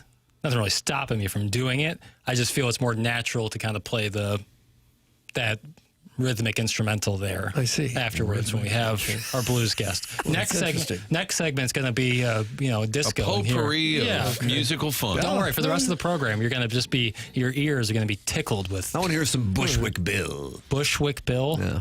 Song. Is that the name of the song? He was a member of the Ghetto Boys. Doug, you ever get any of their stuff? 1991? No, we never did. Missed out on that. Oh, you'll hear it coming up at about 8:40. But right now, John Kelly joins us here on Callier and Thompson phone lines. Morning, JK. Hi, Tim. How you doing? Wonderful. How are you? I'm great. Enjoying the break. Yeah, I bet. How about the numbers that the U.S.-Canada game did on Saturday night? 4.5 million people watched it. It peaked at 5.4 million. And people are still talking about it here a few days later and thrilled that we're going to get a rematch. Yeah, it's been better than they anticipated for sure. And it's, as a hockey fan, Tim, it's great to see because I think, a lot of us feel hockey is the best game. And for whatever reason, it hasn't gotten great national numbers over the years. But it certainly clicked with a lot of people. Wherever I go, people are talking about, what the Tkachuk boys did on Saturday against Canada with those 3 fights in the first 9 seconds. But more than that, it's been great hockey. And every game has been compelling. The last night's game, obviously, there was nothing on the line for Team USA. But it has been, I think, better than anyone would have expected it to be. You think there might be some NHL teams a little concerned that some of their players might come back from this injured? Right now, both Tkachuks are wounded a little bit, and McAvoy was in the hospital, and Matthews was hurt. Yeah, absolutely, Doug. And that's been one of the concerns of the NHL shutting down for either tournaments like this or for the Winter Olympics is that players do get hurt. And that is a possibility. Pietrangelo had to miss the tournament. I think he has a nagging injury. But Shea Theodore got hurt. The Vegas Golden Knights defenseman got hurt in the first game. And, I think he's out for weeks, if not months. So, yeah, it's a big concern. But, you guys have seen the games. It is high intensity. It's hard hitting. It's vicious. So you're going to have injuries, and that's just the fact. So I guess that's what you have to accept if you're going to go to these best-on-best tournaments in midseason. John, it feels like we always have a soccer conversation about when will the U.S. catch up? When will the U.S. But in hockey, I think as a kid, I just kind of assume, Canada, they're going to always be better at us than hockey. How far has the U.S. brand, just the U.S. product, come in hockey where we're toe-to-toe and at times beating Canada? Well, it's come miles, Martin, and quite honestly now I think that the two teams that you see on the ice in this Four Nations are very, very even. Obviously Canada's a lot smaller country, but the U.S., when I was a young guy, there were a couple of rinks in St. Louis and maybe a handful of players from the U.S.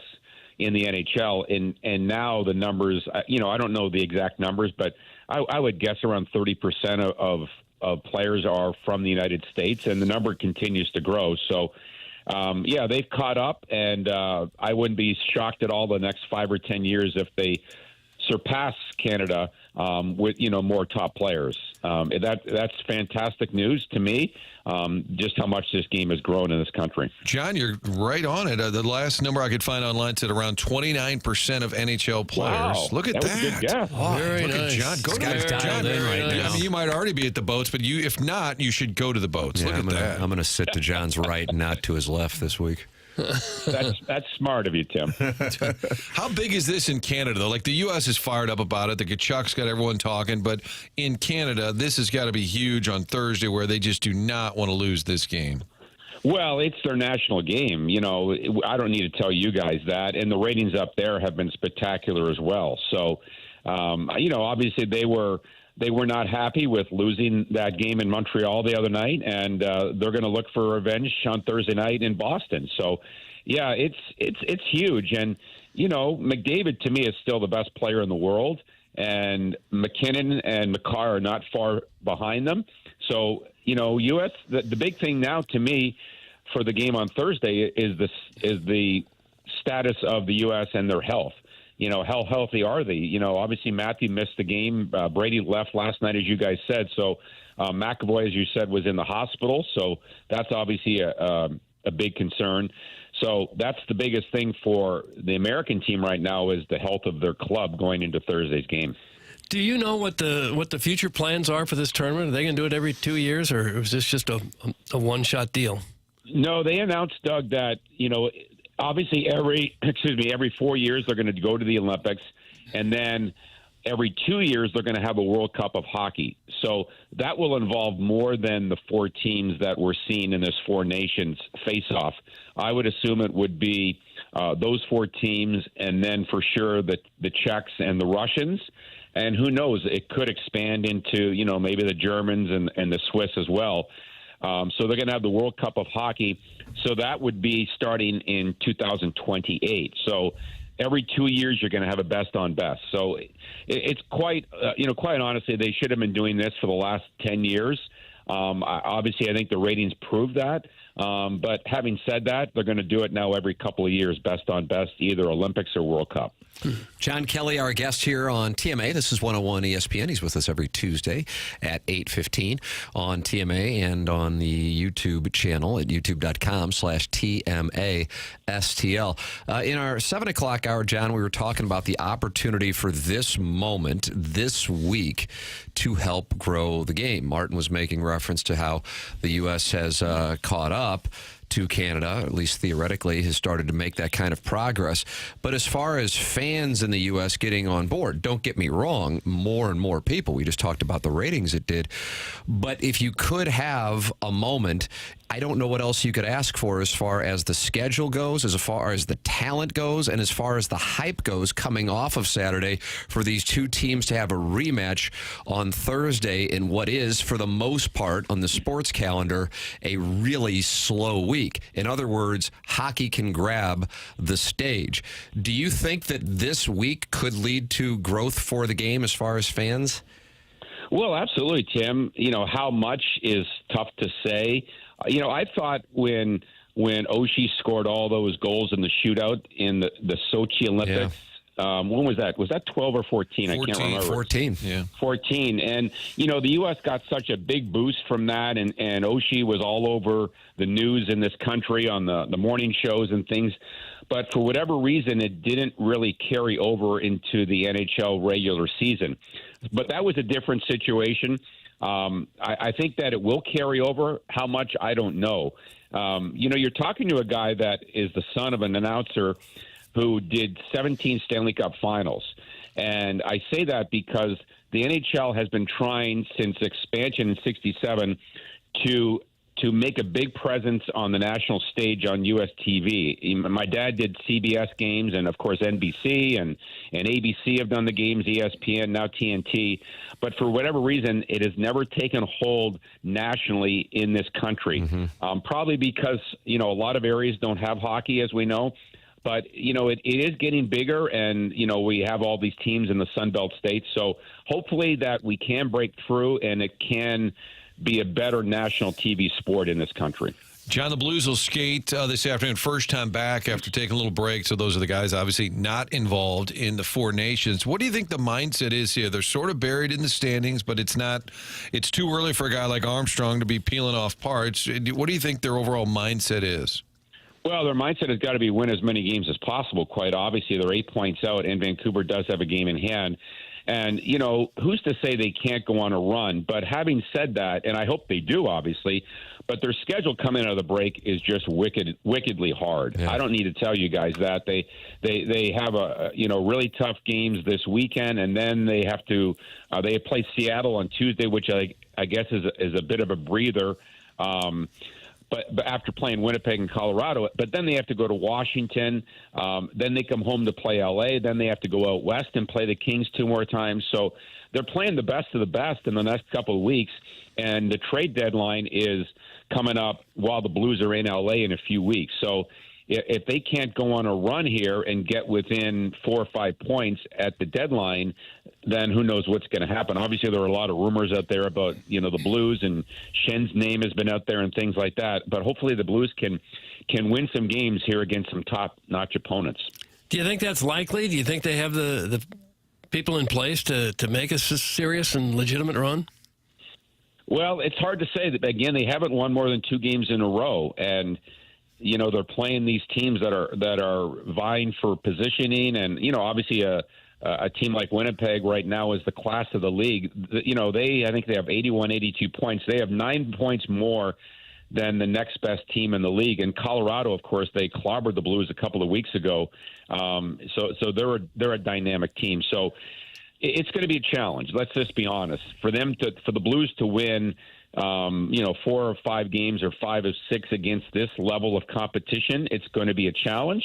But we'll see what happens. John Kelly with us every Tuesday here on 101 ESPN, giving us his perspective on the Blues' second half and, of course, the Four Nations, which will resume Thursday in Boston with the U.S. and Canada. JK, always enjoy the conversation. Thank you so much for the time this morning. All right, Tim, and let's hope the Hanson brothers, the Kachucks, can play on Thursday, right? I can't wait to see it. That's John Kelly. Yeah, looking forward to it, man. It's going to be huge. John Kelly with us here on the Callier and Thompson phone lines, 101 ESPN, and, of course, youtube.com/TMA. STL. Tim McKernan, Doug Vaughn, Martin Kilcoyne, Jackson Burkett with you on the program. Jackson, would you like anybody to tend to any business? I'd love Doug to talk about the sponsor of the dossier. That'd be Stiefel. Yeah, Stiefel sponsors that dossier. We're very happy to have a dossier sponsor, and Stiefel's been around for a long time in St. Louis. One of the real bedrocks of the downtown area. They were founded in 1890. Downtown St. Louis, still headquartered there today. Same street, different building, same street as when they started in 1890. Stiefel is proud to have called St. Louis home for 135 years now. With financial advisors and 12 offices around the region, Stiefel helps clients right here in St. Louis and nationwide manage their hard-earned wealth. Stiefel also provides banking, lending, and trust services and has a full-service investment bank. Basically, when it comes to finance, Stiefel has you covered. And one more thing, is one of the fastest-growing wealth management firms in the world. Their tagline is where success meets success. It's no wonder they have decided to partner with a winning program like this one right here. Stiefel and TMA, that's where success meets success. There it is. Stiefel, sponsor of the dossier, and on the dossier, Martin, we have a surprise guest at 9:15. Doug, you're probably going to ask for initials? I would love initials. A little something to go on. Maybe as we get closer. Okay. Jackson and I have workshopped this. We were prepared for the rollouts. All right. It's coming your way at 9:15. That's on the Stiefel dossier, as well as the Design Air Heating and Cooling email of the day, the morning after at InsideSTL.com. Great battle right now here in the month of February, Doug. On February 18th, JV golf coach and Buck Swope tied at 3. The YouTube chat, an upstart. The YouTube chat, would you compare the YouTube chat to Ludwig Ober and then Buck Swope to Scotty Scheffler? Boy, you took the words right out of my mouth. Yeah. The exact comparisons I was about to draw. See? I'm glad you said it so I didn't have to. Well, I wanted to make it more relatable for the audience to compare it to golfers. Yeah, a lot of us have been thinking quite a bit about Ludwig Ober. Should. Look at the way he came back. You can't swing a dead cat in this town without someone talking about Ober. What did he win? Did he win the PGA? What did he win? He won the Genesis this past weekend. I mean, but didn't he win a big one or no? Did he not win a major? Was he in the mix? But I think he will at some point in the near future. Doug, that guy's got game. We'll talk more about that. Okay. But even bigger than Ludwig Ober and the comparison that Doug made between Ludwig Ober and the run that the YouTube chat is making in the Design Air Heating and Cooling email today. Joe Lunardi has just released his bracketology. Christmas. Joe Lunardi has just released his bracketology, and Jackson's going to play Bushwick Bill coming back from a commercial break. How could you possibly switch the station? Well, hopefully it touch that dial. No flipping, Larry Sanders. Think about it. Channel 4 promo during February. Tune in tonight. Like, what do they got? Or you might die. And that's that was what it. The promo was? Yeah, and you had to watch. The greatest promo ever. Obligatory watching at that point. Murphy VR is unhappy that we're talking about golf. That was a very intense breakdown of the game. Our guy, Ludwig, finished second at the Masters in 2020. How about that, Martin? You are dialed in. Well, I was thinking he was close on one of those. I couldn't remember. Let's see. I don't think Buck Swope is as scummy of a human being as Scotty Scheffler. He cheats every week. He tried to run someone over in his car. Things of that nature. That's from Tervis Parish. He cheats every week? What do you mean? And what did Buck Swope ever do? Except read Iggy the riot act at a trivia night. I thought that was Jackson who was on the receiving end of that. Somebody else got Iggy. Iggy got nicked somehow. Buck Swope charged the stage to yell at you? Yes, sir. Okay. Is your mic on, bro? Yes, sir. Oh, I did. What did you get accosted for? I guess I got an answer wrong or something. I don't know. Doesn't sound like you have a lot of passion about it. Well, I had to create 100 questions. It was evident that one would get. I think it was like, where is the Botanical Gardens located, like what neighborhood, and I said like Tower Grove or something, and he like threw a hissy fit because it's Shaw or something. Had the whole place screaming. Who's saying YMCA? Jackson puts down Olivia Newton-John. I don't Village know. People. Nicely done. Physical. One of the two. Doesn't matter. That was a Travolta, right? Ladies and gentlemen, all of it's coming your way here in a matter of moments on TMA, presented to you by Brown and Crouppen.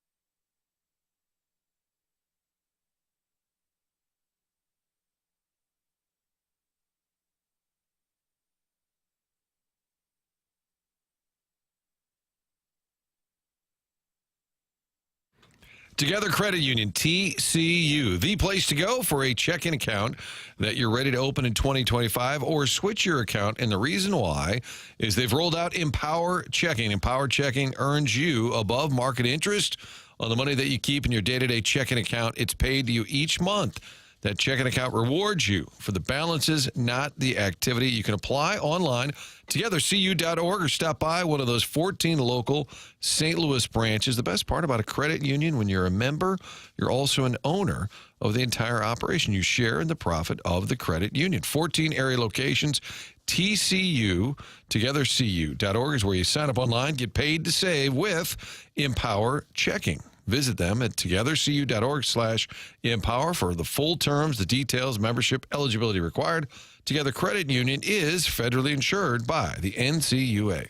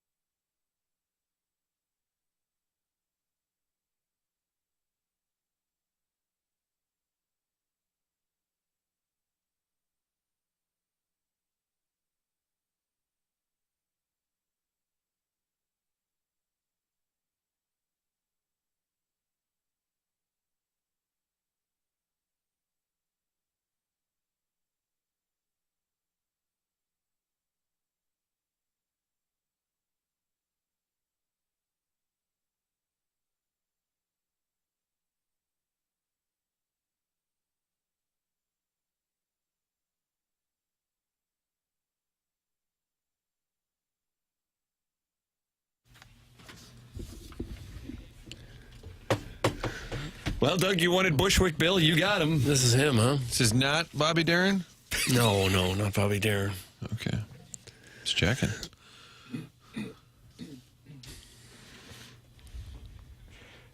Was that profanity right there? Hardship is what I heard. Going to the ship.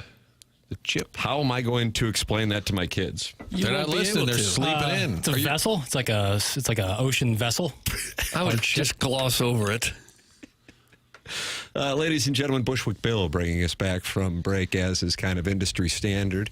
This is TMA on 101 ESPN and the TMA STL YouTube channel. Surprise guest coming your way on the Stiefel dossier. Okay. That's in the Mark Hanna Evergreen Wealth Strategies 9 o'clock hour.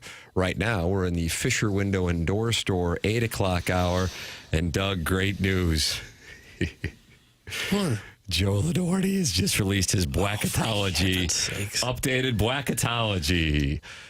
Who do you think Missouri is going to be playing in the first round, and where will they be playing? I don't know, and I don't know that I can talk like that either. How about Gonzaga? Jackson, does that make sense? Gonzaga. You just have a 12 seed Gonzaga. I'm just guessing. He's guessing. I can guess too. He's got some information. You're just saying Gonzaga's going to make it. Of course, but they won't be a 12 seed or How do we know? Or an 11. Why not? They're not having a very good year. Those are usually reserved for more mid-major schools. Okay, you Gonzaga tell me who this guy thinks they're going to play. What happened there? What happened there? You just do a bong rip? What's that, a snort? Some just kind of hit me there. Lipscomb? Lehigh? Well, I agree that it's not going to be a brand that you're familiar Well, if you're thinking that they're going to be a 5 seed. I would tell you, gentlemen, that it is a brand you are familiar with. Dayton? No, I'm sorry. How about Illinois? No, I'm sorry. So are we going to go through initials, please? Or How region. about conference? Conference or region? Ivy League. Oh, Yale. Yeah. Look at Jackson's all over it. Yale's good. Wow. Okay. Will the DeWitts root for Missouri or they root for Yale? They'd root for Yale. Remember Yale had the big upset last year? Charles Barkley gave friend of the show, Bob Wallace, a shout-out on TNT. Is that right? Yeah. If Missouri is able to beat Yale in Providence, they would then play Michigan. Michigan's hot. Dusty May. Just all made up. Michigan's red hot. I don't like the fact that Yale gets to go to Providence. It's in their backyard. Do you have a problem with that, Jackson? Not concerned. Missouri has trouble when they play on the West Coast. I prefer... Anytime Missouri makes a deep run in the NCAA tournament, it's been in a West Regional. 0209. And 1994 when they lost to Arizona. Lou Wilson. The last time they lost in the NCAA tournament was in Sacramento, Golden One Arena. They have windows, Doug. I like it. Had a rough loss in Omaha. Yeah, that's what I'm saying. West. So let's go east. Let's go east. So you like the fact that they're going to be playing Yale and Michigan. They had a rough loss in Greensboro, North Carolina one year. Let's go northeast. Northeast. Yeah. I was there when they lost to Duke in 2001. An incredible Duke team that won the national championship. That been a little early for Boozer? Or that been... He was there. Okay. Got it. Jay Williams. That's First round sites, Doug. You could go to Lexington, Kentucky. Do you like that from Missouri getting to play at Rupp? Yeah, there'd be a lot of people who could drive there and see Wichita. Seattle, that'd be west. As long as your one seed in your side isn't Auburn, I feel just better overall about it. Well, poor Joe Lunardi, it would be Alabama. Yeah, I like that better. Why would Lunardi know this? He's just making it up, He has right? the information. He's just making it up. Okay. This is what I think is intriguing. Illinois is a 6 seed on this side of the bracket with Missouri in the Midwest Regional, and that means Missouri and Illinois could play for the right to go to the Final Four in Indianapolis. Love that. Mizzou still has 6 games to play, and then the SEC tournament. That's right. So we don't know what the record's going to be. And that you're saying that High Point could beat Michigan? Sure, they could. Illinois has 6 is really high. Yeah, they got to take on George Mason, who we just swung here in St. Louis. Good team. Where's High Point? Is North it Carolina. drive-in? I show prep. Is it a drive-in? High Point drive-in. Oh. You guys don't like burgers? It's where they make a lot of furniture, or they used to anyway, until China took it over. Fair enough. Yeah, I mean, I like the draw if this was the case. Doug. We're going to talk about it like it's real. If that was the case, yeah, I'd like that. I'd like that. Are you studying Yale's roster just in advance of this matchup? The last time they played in Ivy League school, they lost. So, don't love that. But in terms of draws for first round, I mean, if you're Missouri and you're looking at a 6, 5, or 4 seed, you're likely getting a mid-major or like an Ivy League school first. Got to clear that. And it's game at a time. If you're going to make a deep run, you're going to have to beat some really good basketball teams. But luckily, they play in the SEC, where it's pretty much all really good basketball teams. So hopefully they're seasoned, much like the Rhodes. Well, it'll come down to can we hit the three-pointer or can we not hit the three-pointer? That's what most basketball comes down to now. Jackson doesn't like hearing Are we that. hitting the shots from long range or are we not hitting them? That determines usually who wins. That's been the game forever. Right. Are you hitting your shots or are you not? You just got talked down. But I'm just saying. Now it's the bombs. So you can't really, you can try to analyze it all you want, but it'll really come down to who's shooting the ball well on that day. Right. So how are you going to get open? That's How are you looking going to get deeper open? into You the run text. around, you throw a screen. Yeah, there you go. Now we're talking. Little half-court offense, which Missouri has struggled with a little bit. A little stagnant. Sometimes the ball gets sticky on the half-court offense. Kind of a Dennis Gates thing. He likes to score in transition. Can they speed up these Yale Bulldogs? Oh, I think they could. Didn't get to the line a whole bunch the other day. That's normally their thing. That Gabe was talking about yesterday when he came on the show. If there's a game in the tournament where they're kind of letting them play, that doesn't really benefit Missouri because Missouri gets to the line so effectively. Second best in Division I. So if it's called a little tighter, Mark Mitchell going to the line more, Josh Gray drawing free throw violations, it's great.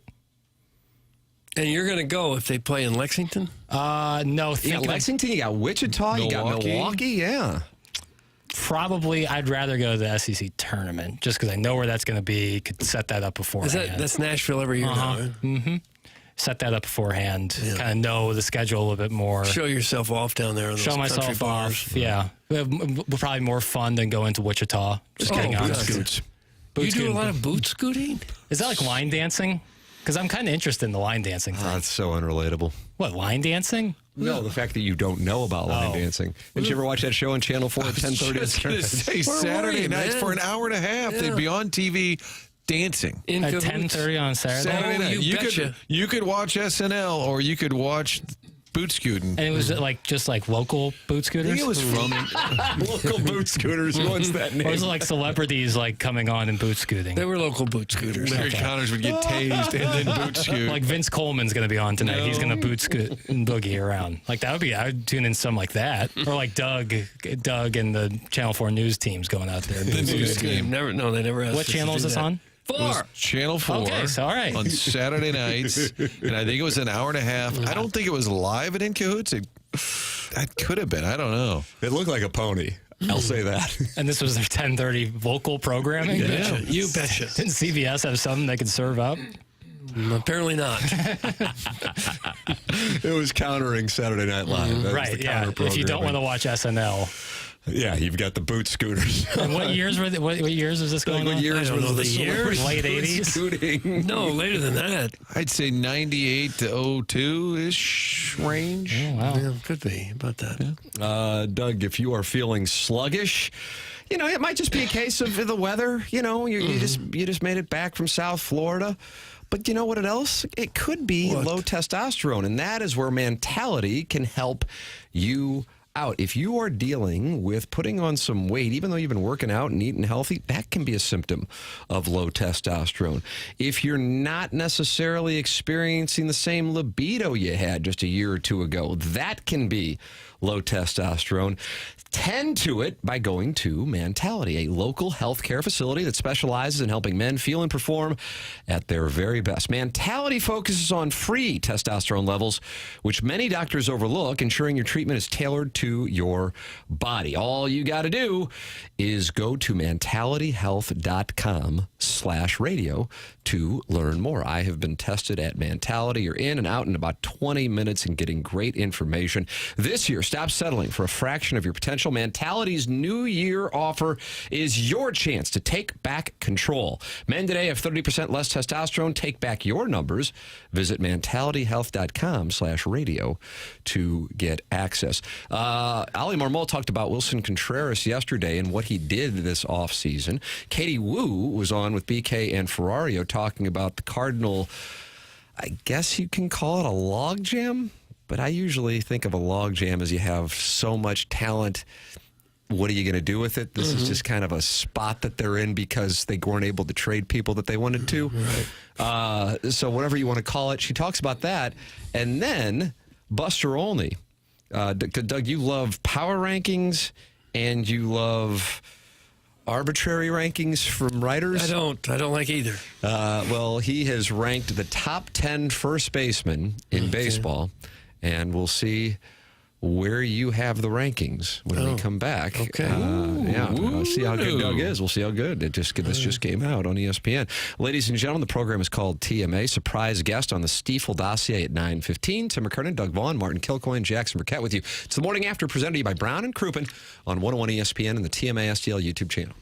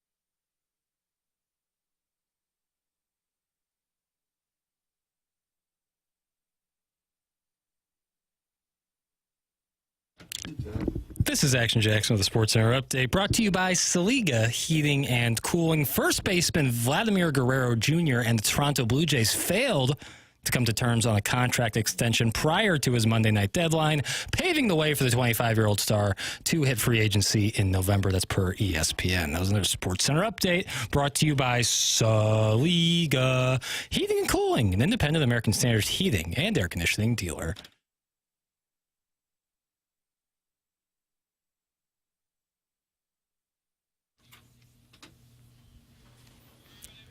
Ladies and gentlemen, the great Rich Gould. No, this is Bobby Darin.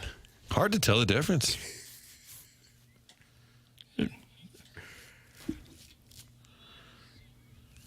This seems like a montage music, like if you were cruising through New York in a limo, looking around at all the big buildings. Kind of. Looking up. Yeah. Was this used in 2000's What Women Want with the great Mel Gibson and Helen Hunt? I don't know. Find out.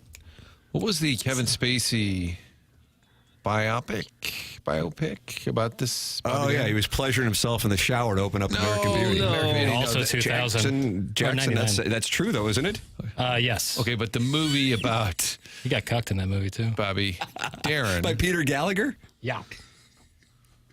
Mac the Knife was in What Women Want. And that was good or bad? Missed it. Well, it had to be good if it had this song in it. Let's see. It's got a 6.5 out of 10 on IMDb. Is that good? Not bad. It's pretty. What a fun cover of Helen Hunt and Mel Gibson, though. Mel Gibson, look at those pearly whites on Mel Gibson. Wow. Let's talk about it. Your thoughts on Mel Gibson's teeth. You can call in. Jackson will answer the phone. Has it rang at all today? Are we sure it's working? What if the surprise guest can't get through? Are the phone lines working because we haven't taken a single call? Yeah. And I feel like on a snowy Tuesday we had John Kelly. We had John Kelly, but we called him. But I would love I think we need to hear from people, like just a medium, just a real quick weather report. Maybe Mr. Licks calls in, Doug. You're a fan of... Maybe not that. Not so much, no. Beyond the Sea was the movie. 314-974-0101. St. Louis really went downhill after Wild Country shut down. The line dancing is what kept this city alive. That's from the 618. Could be, yeah. So people aren't line dancing anymore? Not like they used to, no. I don't know if I own the proper footwear for line dancing. Boots? No boots. I got flat feet. Boots are probably not great. All right. Plantar fasciitis in my future. Probably help you. Boots? Yeah. When my dad had sciatica late in his life, and the doctor said, what you need is cowboy boots because the heel will make your foot stand different and helps a lot of people. Helps your back? Much like having tattoos, I feel like wearing cowboy boots for me would be pretty corny. Yeah, me too. Yeah, there's some things you can get away with and some you can't. Yeah. Which one of us is best inked up? Probably you, Tim, I think. I think you would look best with ink. Or it'd be funny if Doug got like I won't be getting any ink. Born to Lose tattoo across his chest. Why don't you get a butterfly on your lower back? I don't want to. Oh, that would be nice. Again, I want the retrospective of Camo V. When I was growing up, there was no bigger Hoosier move in the world than having tattoos. Oh, boy. 314-974-0101. I mean, that was a drunken sailor on shore leave got a tattoo. That's who was getting them. That's a nice image. Prisoners and, Mother. And it's not anymore. It's obviously very commonplace now, but it didn't used to be. Pete Davidson just had his ink removed. All of them. He had like 100+ tattoos. Oh. Yeah, he said it's brutal. He said they burn the skin off. Should they? They have to do it. He's got almost none left. It's impressive. Tattoos or skin?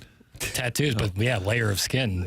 Mozeliak accused me of having a Y on my ankle for Yale. I told him I was all in with the Yale movement. I thought it was really funny when you talked about how you had to miss the show for onboarding with Heimblum. Iggy is in the YouTube chat, and he says producer Joe's tattoo looked great. So that's a nice endorsement. Two guys who haven't gotten along.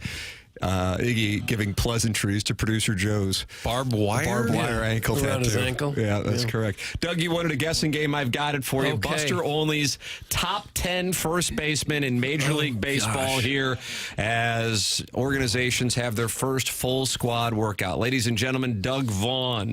I got to come up with 10 of them? Yeah. I'd say Freddie Freeman. Yes, that's number 1. I'd say Bryce Harper. Yes, that's number 2. I'd say Vlad Guerrero's got to be up there. Yes, he was just referenced in the Sports Center update. That's number 3. This guy's on a heater. Did you already read the column? It was just posted. No, Pete Alonso. He's probably number 5. Okay. Not hearing Wilson Contreras yet. I wouldn't think Contreras would have made the top 5. Josh Naylor, he'd be in there. No, yes, he did. Number 9. Just snuck in. Okay. Diamondbacks. Christian Walker might have got in. Number 6. Okay. Boy, you're just all over this. Red hot. I may be out of guess. Did I say Matt Olson? You didn't. You got the top 5. He was number 4. This guy plays a lot of fantasy baseball. He does. I do. He's got a good team usually, year in, year out. Probably he's a waiver wire demon. You're a waiver wire demon? Waiver wire demon? You got to keep improving the bottom Him of and the the roster. Plowhawk. You got to improve the bottom of the 800 roster transactions a year. without giving up that, and you got to get the most games played. That's usually how you win. Where are we now? I forgot. You said Contreras? Have you not even guessed the local I'm not fella? going to guess Contreras, no. You have not gotten 7, 8, or 10 yet. 7, 8, or 10. What about the Cardinals' erstwhile first baseman? He's in others receiving votes. Okay. Yeah. Would Cody Bellinger get on there? No, I'm sorry. No. Cronenworth? No. I'm sorry. Sal Perez considered a first baseman or No, catcher? I'm sorry. He wears that dumb C on the jersey. Well, don't trash the gentleman. That's dumb. It's our team. It's our That's team. right. I forgot. That's right. How about Luis Arias? Yes, He's playing first number now. 7. Okay. Now you only need 8 or 10. Average guy. Can I have initials on 8? WC. Will Contreras. No, Well, he goes by Wilson, but yeah, we're going to count Wilson that. Contreras. Buster Olney. He did make top 10? He I was thought it was number 8. Gonzalez. Is it Contreras? And Yandy Diaz of the Rays finishes out the top 10. I would never have gotten that one. Buster only writes on Yandy Diaz. He can flat out rake. He hit .330 in 2023 before his OPS dropped 277 points this past season. On Wilson Contreras, he says St. Louis' signing of Contreras to play catcher has turned out to be an enormous mistake, but he is going to play first base this year, and this much has been true. He flat out rakes. Contreras has a .353 OBP and 152 home runs in his career, and it stands to reason that the Cardinals will get some bang for their bucks now that he's moving out from behind home plate. That's Buster Olney this morning on the top 10 first baseman in Major League Baseball. Here is Ali Marmol yesterday on Contreras at first and what he did this offseason. We're working hard at it. Worked hard at it this whole offseason. He made several trips here to work with Oquendo, so that we came down and spent some time with him as well with Oquendo. So he's taking it to heart. He wants to be a good first baseman, but to your point, he did put on some weight and in a good way. He looks strong and he's ready to go. The wind. So he came in the best shape of his life. He showed up in the best shape of his life, it sounds like. Yeah, add some muscle. He does rake. He does do that. You're not impressed, Jackson. You just kind of shrug your shoulders. No, he's a great hitter. I just, you signed to be a catcher. Now you got a real issue. Well, but yeah, that's not working. I saw his brother ranked on one of the catcher rankings as the top catcher. William? I saw that in baseball. Yeah. You think it goes by Bill? Doug, do you think it's Bill Contreras? Probably not. Bill Gonzalez. Katie Wu was on with BK and Ferrario, and she was talking about our final guest last week at spring training, Lars Nootbaar, who joined Miles Michaelis, and how his only real route to playing time now is to be in that center field mix. Take a listen. Are you prioritizing offense? Are you prioritizing defense? Is this a situation where you have a different lineup every day? He made it very clear that he doesn't want to bounce around guys for the sake of at bats. He wants somewhat of a set lineup. Even, we saw how heavily he platooned against lefties and righties last year. He said even that won't be as black as white as last year. Trying to find the best lineup every day that satisfies both the short-term goal, which is winning as many games as possible, and the long-term goal of what's out here and in the organization past the 2025 season. It's not an easy situation to be in. So you're right. If Lars Nootbaar can play center, things open up a little bit more for the fringe players such as Burleson, Baker, so JC go down the list. If he can't, then there is that logjam that we refer to specifically in the middle infield. I'm not sure what the Cardinals want. I think the Cardinals really like Ciani in center field, and I think that's their best defensive option. But in order to guarantee at-bats to both Gorman and get Donovan playing every day, you almost have to put Lars in center field. How about that? Yeah, that's probably true. What Lars has to do is hit. Yeah. He's got to hit more. But he did have a really good hard hit rate last year. Barrel rate. Yeah. The Prime Minister's looking at him this year? But yeah, we'll kick the tires. You like having the Cardinals. Later on, I like having a couple of Cardinals. Yeah, if he hits, I think he'll be the center fielder. Worst team in baseball and worst audio also. One's from the Veiled Prophet. Not happy with Jackson's. I don't know what you want me to do there. There's no setting in Adobe where you can eliminate the wind. We'll get there some point. That's just technology.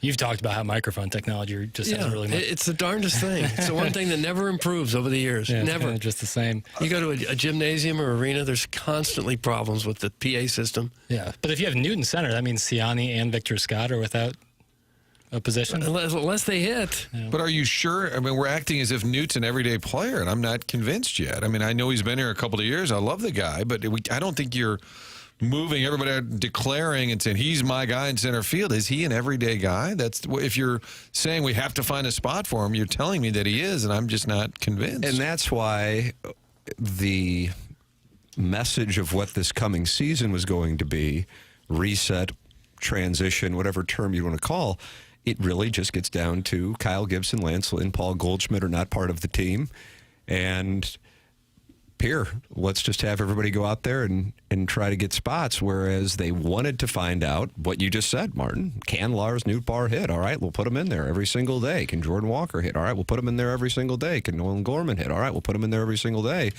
And instead, and again, I think calling it a logjam overstates the situation.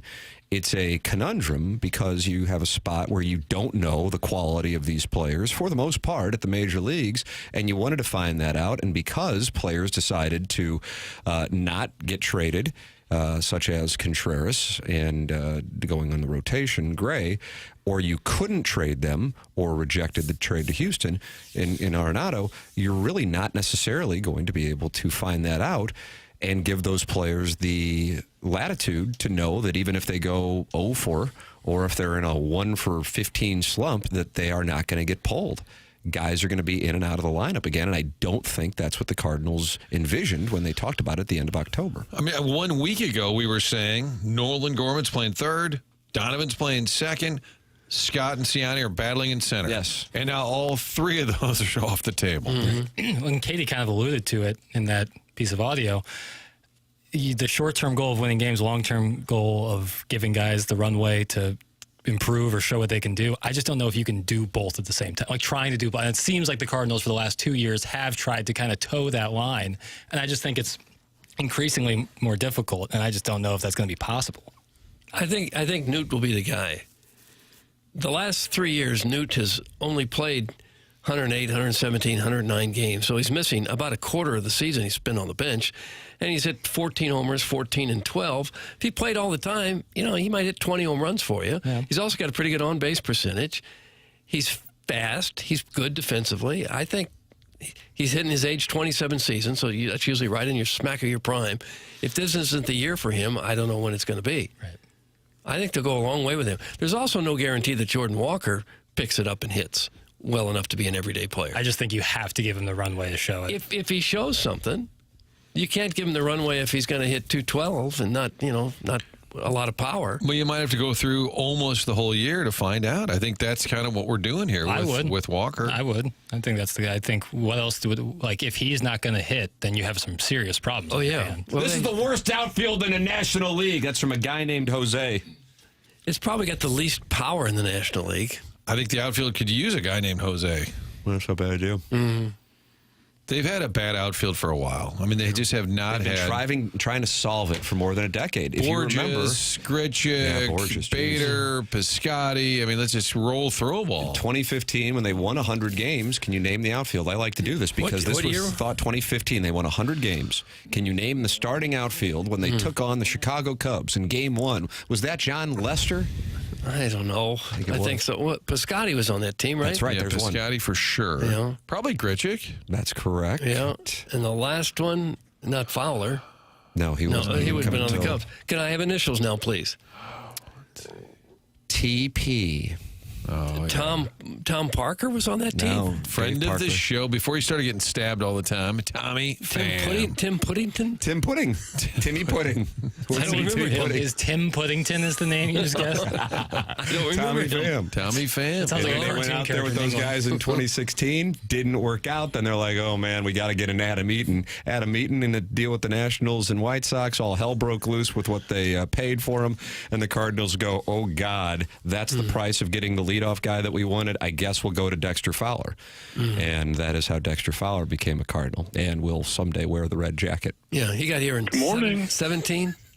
December of 2016, but yes, after the Cubs won the World Series. Which is why he was so excited to be here, because he had just won a World Series with all of his best buddies in Chicago, and then the Cubs said, oh, you're free to leave. And so he was really excited to come here. That's right. God, I hate agreeing with you in any form. Now, as much as he was excited to come here, he did demand an extra year to come to St. Louis over Toronto and San Francisco, but that was just because of the excitement. Right. He didn't want any of that winning anymore. Jordan Walden balloon party is on its way. Jordan Walden. The O'Fallon Possum says this is a 60-win team. Just watch.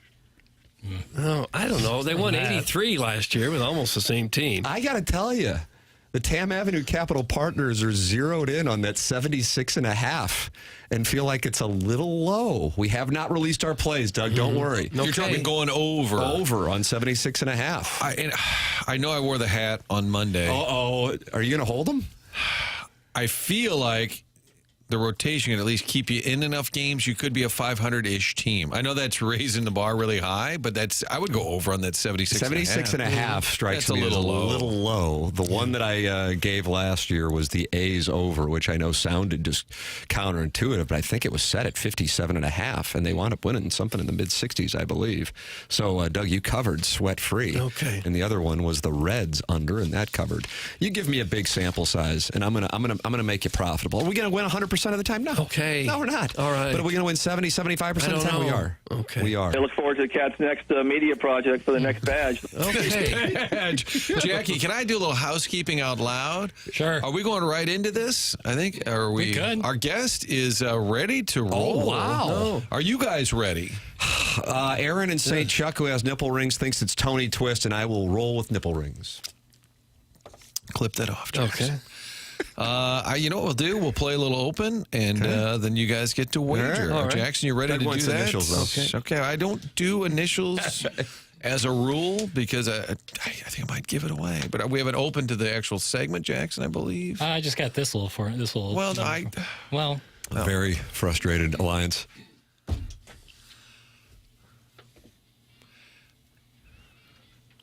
Monsters? It's Butch Patrick. It is Butch Patrick. How about that? Okay. Butch Patrick. Unbelievable.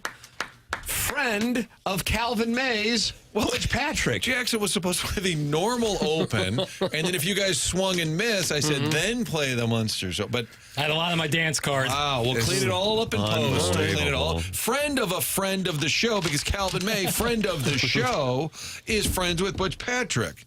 And we've talked a lot about it, and I said, it is time to deliver. Butch, welcome to the airwaves in St. Louis. Well, thank you very much, gentlemen. Oh, how about this? Butch Patrick's on the show. That? Oh, that's great. And every time we hear that music, we think of people like you. That's got to be a pretty cool feeling to know you go through a whole lifetime and people remember you. You know, if you have to pick a decade to be famous for, the 60s is a pretty good one. There's no doubt. Now, how do you know Calvin May is a friend of the show, local journalist of note? How do you know Calvin May? I know Calvin. I was in St. Louis doing something, and I believe it was through a friend of a friend. He invited me out to go to the ballpark and give me a tour. And while I was out there, I met the team and the managers, and I think they were playing the Cubs that day. And I had given an autograph picture to the manager. I can't remember his name. Joe Madden. I was right there when it happened, Butch. I saw him give the autograph to Joe Madden. Yeah, and then I gave one to Joe Madden, and he used it as a good luck charm the year he won the World Series. I went to his office one day to see it on the wall, and he goes, "No, I take this with me everywhere I go. You help me win the series." Wow. So Calvin told us that story, but it took like 10 minutes. So that is the condensed version. So the Cubs don't win the series without Eddie Munster, Tim. I don't think that's been written anywhere. Nope, somebody needs to cover it. Wow. You know, it was funny too because back in the day, we did a very funny episode with Herman the rookie where Herman tried out for the Dodgers and Leo DeRoche was supposedly the manager at the time, and literally back in the '60s, he was managing the Cubs back then. That's right, Leo DeRoche. I remember that episode. Didn't Herman hit one like 700 feet or something? Yeah. And my stepdad was a pro ball player back then, and he played the catcher in his one and only acting debut as, no, not me, Leo. I'm going back to the minors. And the funny part was the next day, Leo sent him down to Tacoma. Oh, darn it.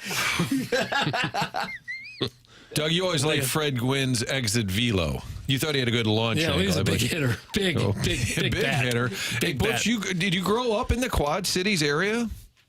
No, well, you know what happened? I grew up in Los Angeles, but my grandmother moved to a city called Geneseo, which is a little bit above Moline and near the Quad Cities. And I lived with her in the 5th grade, and then I left Illinois to go back to Hollywood to do the Munsters. So, yeah, I spent the 5th grade there. It was a wonderful time in my life. Really enjoyed small towns. And then after the Munsters, she moved to Macon, Missouri, and I wound up moving to Macon with her and lived there for a year in the 8th grade. So very pivotal time in a little boy's life, young man's life. 5th grade, 8th grade, I spent 2 years in really cool surroundings. I'm reading here that you were spotted by a talent agent at age 7. What were you doing at age 7 to get spotted? Actually, I was just the older brother of Michelle. My sister was the target of the camera lens, and I went along that day for a ride.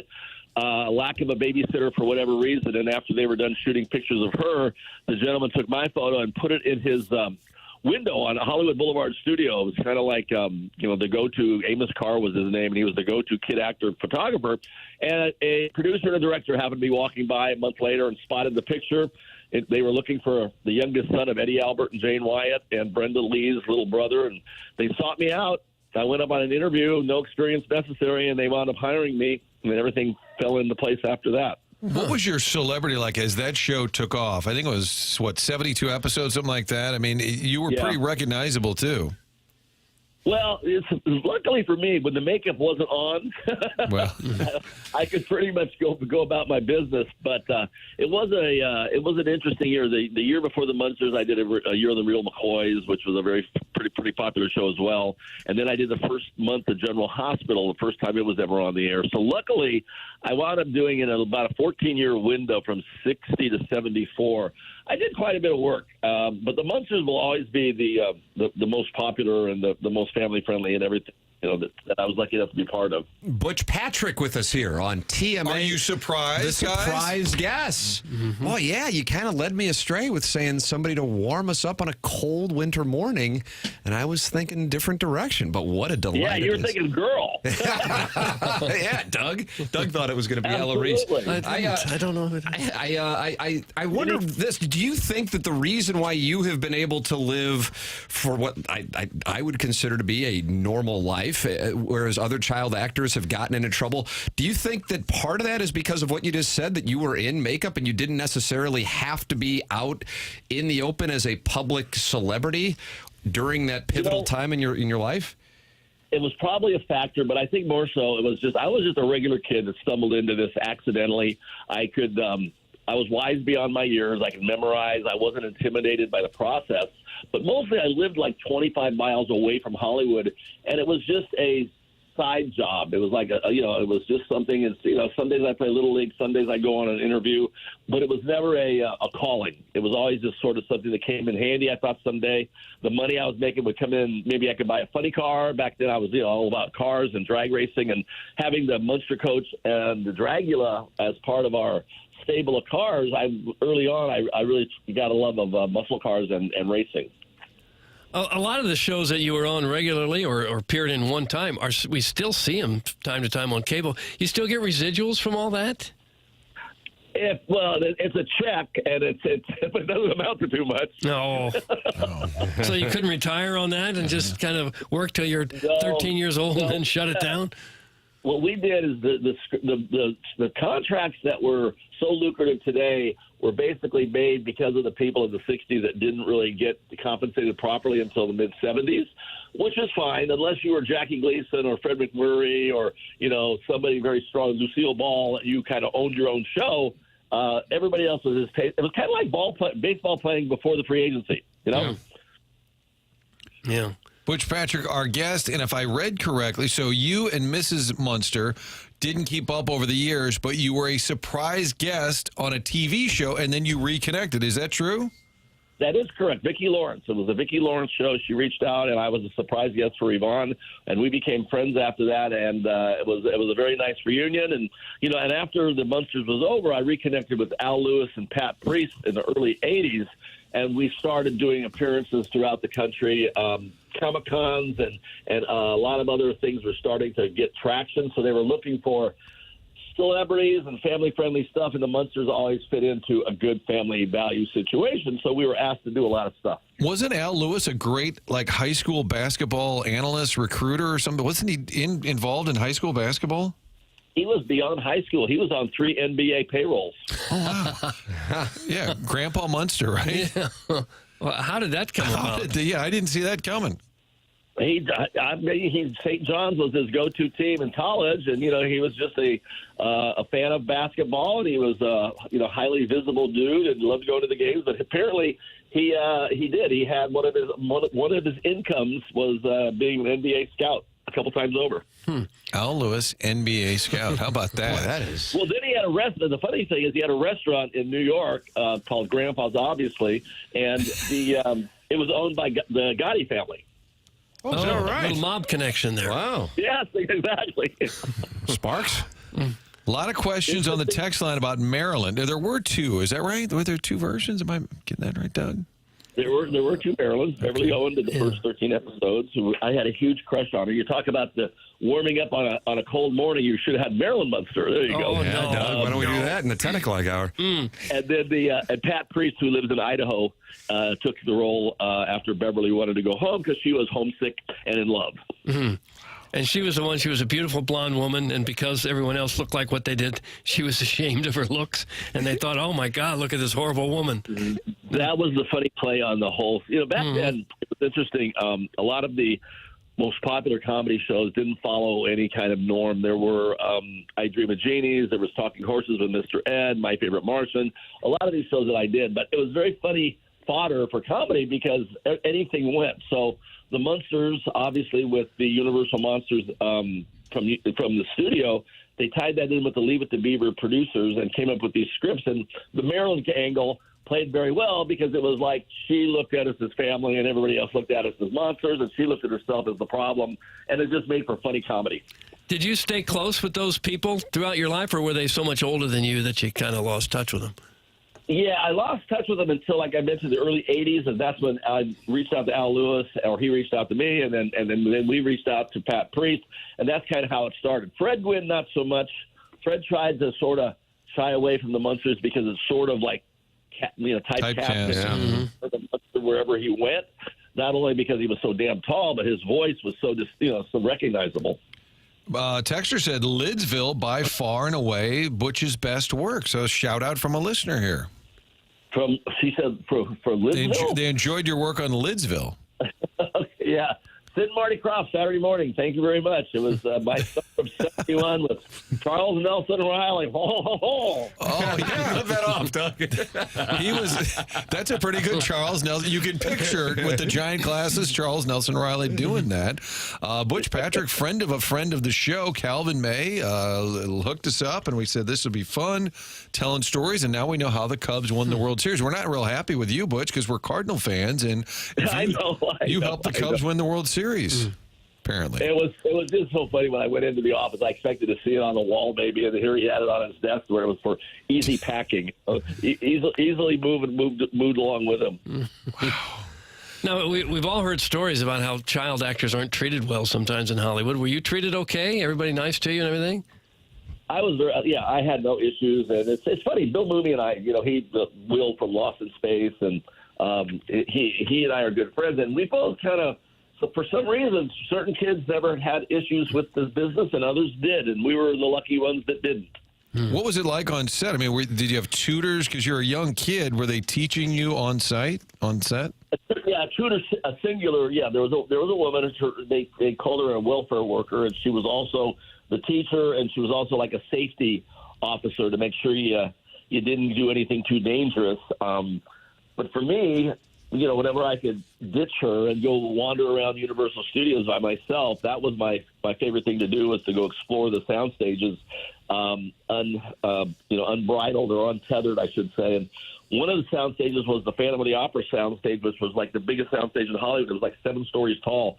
And you could walk up go up the ladder to the catwalks and wander around, 70 feet above the ground. And it was pretty neat. That's what I used to do a lot. Was there a rivalry with the Addams family? I know you guys crushed them in the ratings, but was there a bit of a rivalry? Friendly rivalry, yeah. They were on Fridays. We were on Thursdays. So it was good for both of us. Had we been head-to-head, maybe not so much. But the fact that we were on alternate days, and you either – you probably preferred one or the other, but the chances are if you watch the one, you probably watch the other one as well. You just like one more. Yeah. Everybody watched all those shows back then. You only had 3 choices. There were only like 3 or 4 channels on, so you watched whatever was produced. Well, the TV Guide was the entertainment Bible, literally the people would go to movies on the weekends, but during the week it was the TV Guide was what people were going to be watching, and everybody would try to grab it and, mark off, Beverly Hillbillies or the Munsters or, like I say, the Mr. Eds. And, a lot of Westerns. I did Dana Boone's and Gunsmokes and, and Bonanzas and things of that nature. But, yeah, that was it. 3 channels, and TV was it. Butch, thanks so much for hopping on. The fellows have enjoyed it. The listeners have enjoyed it. Cal May, hopefully listening somewhere we gotta as get it well. to Cal May. We'll get Joe Madden. He'll be a surprise guest. We're going to go dig deeper on this autograph picture leading to a World Series. The curse of the GOAT ended by a Butch Patrick autograph photo. Tim, now you know. Who would have thought? Now you Butch, know. thank you so much for the time.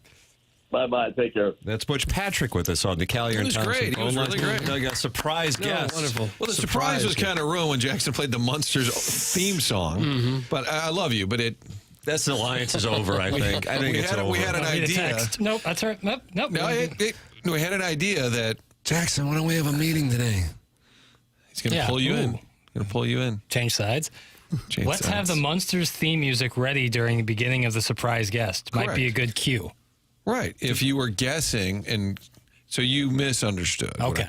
My point was it could be a little awkward if I go BP and Doug says British Petroleum. I say no, BP. Tim Puddington. We've referenced him on the show. Puddington. And I thought if we got to a point where it was a little bit of a struggle, I'd say, all right, Jackson, cue the music. And then you guys would... All right, my mistake. Well, I think one of the issues with it is we would automatically assume it's Brandon Pryor over at 100 West Dental. Great weave. And in this case, it was Butch Patrick, Doug, and his famous Vidow's Peak. Right. Butch Patrick and Brandon Pryor, stars of TMA 100 West Dental, one of the very few dental offices that offer virtual consultations with the doctor. And you go, man, that's kind of cutting edge. Well, if you go to their offices on Manchester and Baldwin, you'll see that they are most definitely cutting edge with the most modern of technology, with the patient experience at the front of mind. If you don't have dental insurance, it's not a problem at 100 West Dental. The membership plan aids in the cost of dental work for those who don't have dental insurance. And keep this in mind, dental health is not separate from the rest of your body's health. Poor dental health can impact the rest of your body's health. Make sure you get checked up. Do it with Dr. Brandon Pryor and his team at 100westdental.com. And if you're interested in Invisalign, you mention my name and you get $1,000 off Invisalign at 100 West Dental. That's 100westdental.com. Dr. Brandon Pryor. Call 636-585-0100. But you can just book your appointment there by going online at 100westdental.com. Tim McKernan, Doug Vaughn, Martin Kilcoyne, Jackson Burkett with you. This is TMA, presented to you by Brown and Crouppen. Mark Hanna, Evergreen Wealth Strategies, 9 o'clock hour on 101 ESPN.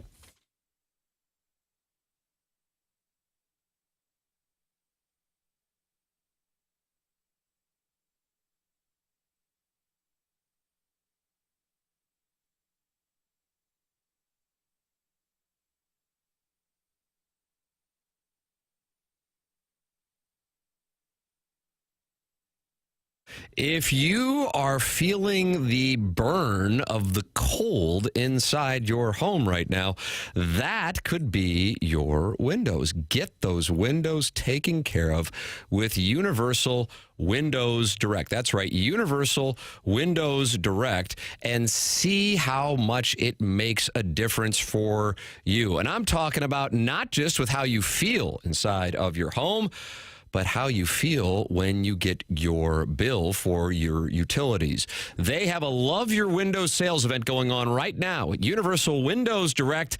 So if you're feeling the chill from those drafty windows and watching your energy bills climb, it's time to make a change. And Universal Windows Direct has a deal you can't resist. Buy 2 windows, get 2 free, and you can go all the way up as much as you want and get the savings from Universal Windows Direct. And that's not all. Universal Windows Direct is offering no interest financing for 3 years. That's 36 months of easy payments with 0% interest. Already have a price from another company? Universal Windows Direct will beat it, so you know you're getting the best deal around. Call 314-334-2522 or visit universalwindowsdirect.com. This February, fall in love with your windows, fall in love with your home, and like me, you'll be saying, I love my windows.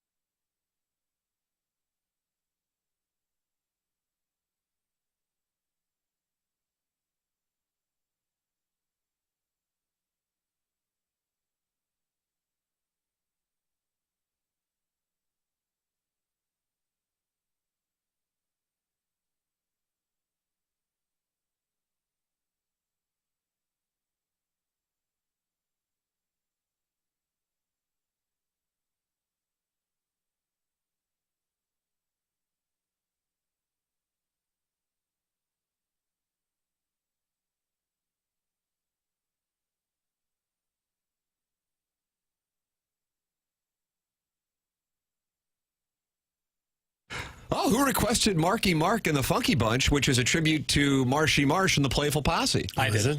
Oh, wow. I like this song. 91? Good question. I don't know. Right around there. Might have been 90. I'm going to make my move on 91. I'll say 92. Okay. So let it breathe. 91 and a half. Jackson? He's looking it up. Oh, I thought we might have lost him. Letting it breathe. Letting it breathe. 1991. 91. It's like, why even bother looking it up? When was Basketball Diaries? When was basketball created? No, Basketball Diaries, the film. Dr. Naismith, Doug. Remember him? 95 for Basketball Diaries. You guys ever seen that one? Leonardo DiCaprio. Yeah, he's really going for it in that one. Him and Marky Mark. They would reunite in Departed. Does it have anything to do with basketball, though? Kind of. I mean, that's kind of the base. Bruno Kirby's like the coach, and he's up to no good. Up to no good. Yeah. Martin, it's not 60 Minutes, brother. You don't need to overproduce every segment. Let Jackson cook. That's from Mr. Licks. Mr. Licks are sideways. We're not in the alliance. Well, his calls seemed to win everyone over last week. So. With the delay. That was kind of what I was thinking with Butch Patrick on. I was like, I imagine someone who like barely ever listens to TMA or 101 or anything, but they like heard the Ollie interview and they heard the Mosaic interview and they're snowed in today and they're like, oh, let me flip on 101 and see what they're doing. And we're talking with Butch Patrick. And how he led the Chicago Cubs to the 2016 World Series. I'll tell you where they're not happy with Jackson in the YouTube chat. Oh, what's the beef? The YouTube chat, the studio cameras here on 101 ESPN brought to you by the Air Alliance team. They are not happy that you don't have Larry Nickel on. He hasn't called in yet. Doug, we haven't heard from him in weeks, have we? I don't know what you want. I mean, he calls, I put him on hold, or he hasn't called yet. And John Score says you need to free Larry. Larry knows he's welcome to call in whenever. Usually he texts into the text line and says, I'm on hold, I'm calling. It's not passive aggressive at all. No, Larry's always welcome to call in. Anybody can call in. Callier and Thompson phone lines 314-974-0101. On the Stiefel dossier, we have the Design Air Heating and Cooling email of the day. It's still snowing in the St. Louis metropolitan area.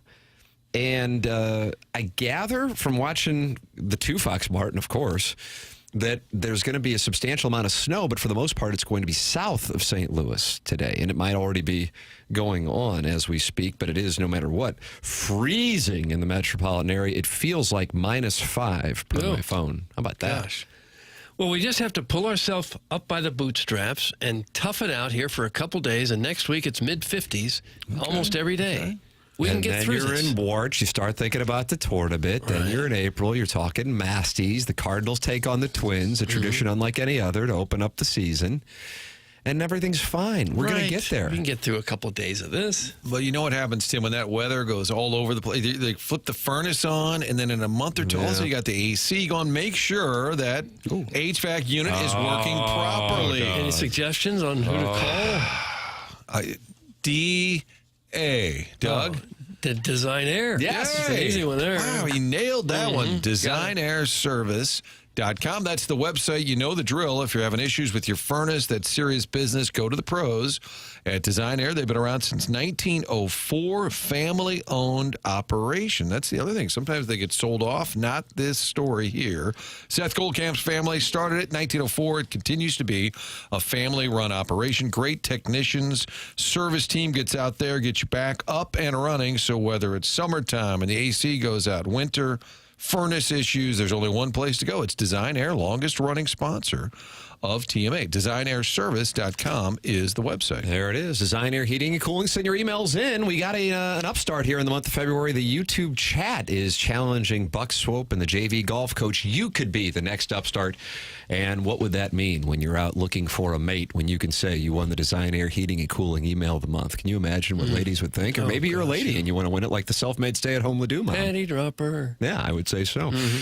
Jackson is not letting Larry Nickel on, so I'm sorry to the YouTube chat. I want to have him on. Let him on. But Jackson will not let him on the air. But he does have this... Mad Dog Russo going contrarian. I thought everybody loved the Four Nations. I found somebody who doesn't. Martin just put his head down. Brother. Martin just put his head down. This is a good one. Take a listen. The two things I did not like about the game, and I know everybody thinks it's one of the greatest games I've ever seen. Canada only had 22 shots on goal. They put very little attack on in the third period. They did not play where they didn't have a lot of opportunity in that third period. It wasn't a free-for-all game. The first period was great. The game flattened out after that significantly, and they had no chance to get that tying goal of 2-2. None. Zero. That was my take on it. And I'm not a hockey aficionado. I don't pretend to be. But I'm a sports aficionado. And I did not sense drama in the third period of that game. I did not sense it. And then the third thing I would say are the fights. I don't like things that are pre-orchestrated. I don't like things that have a fakeness or a WWE feel to them. And that did. They had 3 fights in 9 seconds. They all texted each other before the game, saying, oh, let's get something going right away. To have three fights in 9 seconds, that to me was a joke. Wow. That was fake. That's not like something that is staged. it's an indictment of the show on which he broadcasts First Take. Yeah. It's just, I don't think it's the right message, but it's certainly the wrong messenger. He's not a hockey aficionado, but he is a sports aficionado, which I would think would umbrella over all sports. Sure. Therefore, you would be a hockey aficionado if you are a... Kind of with Mad Dog on that one. You can be a sports aficionado without knowing a ton about But I'm hockey. saying if you claim to be a sports aficionado, it's kind of hard to say then you're not an aficionado of a single sport. If you're giving yourself this overall umbrella of sports. I wish people would specialize more. Like if you're on these First Takes or whatever, like you have to pretend to know everything about every single sport. It's impossible. How are you supposed to have live a life? If Like when Colin Cowherd mentions players on NFL teams that are not actually on those teams as part of his or coaches team. who are not coaching. But those shows are specifically built around, wouldn't you say, 90% of their content's NFL and NBA? Yes. Well, ESPN, because they have NFL, obviously does. But Colin Cowherd's not on there, and that's what he's doing too. Yeah, yeah. I think college football got more into it as far as the rundowns, for lack of a better term, on the shows over the last year. But they're not talking baseball or hockey on those shows too often unless the Yankees and Dodgers are playing. Yeah. Whatever topic is the reddest of meat, whichever can evoke the most take and retake. So, like Caitlin Clark is to blame for the NBA All-Star game. That's where you shake the old take generator and get a new one. A lot of explaining to do. You hit the top of it. Tweeted out by Rob Parker, Doug. Yeah, you blow on the cartridge of the take generator and say, let's run a new one. I think they have a magic 8-ball of takes. Yeah, it's similar. And they just shake it. Yeah, and then that's your draw for the day. And it would come up, say something about LeBron. Yeah, that's often. Shake it again. And then they Chiefs are overrated. Then they cash a $5 million paycheck. Yeah, look at us. Wilmore Park bathroom attendant coming to Jackson's defense in the YouTube chat. 298 friends of the Feather gathered talking about it. Larry would definitely call in if he wasn't busy. He is not being blocked. So the thought process is that you've blocked him. I blocked him. Why would I block Larry Nicola? I don't know. Larry. He's such a sweet guy. I know. I like Larry a lot. I didn't block him. Do you want to apologize for blocking him? Who? Apologize to who? Larry? Or Larry Thornton? I built a bridge and got over it. Droid Effects. When's the last time Larry was on? Do we need I want to know where he would put Canada right now, Doug. I mean, there's never been more tension between these two nations. I don't know. They might drop out of the top 5. Do we need a wellness check? He's fine. Look at Larry. Call in. There. How about that? That was the call to Gary, action. come back. No, F you. 314-974-0101. That is how you can participate in the program, whether you're Larry Nickel and you're ranking countries or otherwise. 314-974-0101. You can also text in 314-399-9646, and the YouTube chat is active as the day is long at youtube.com/TMA. STL. Tim McKernan, Doug Vaughn, Martin Kilcoyne, Jackson Burkett with you on the program. This is the Morning After on 101 ESPN.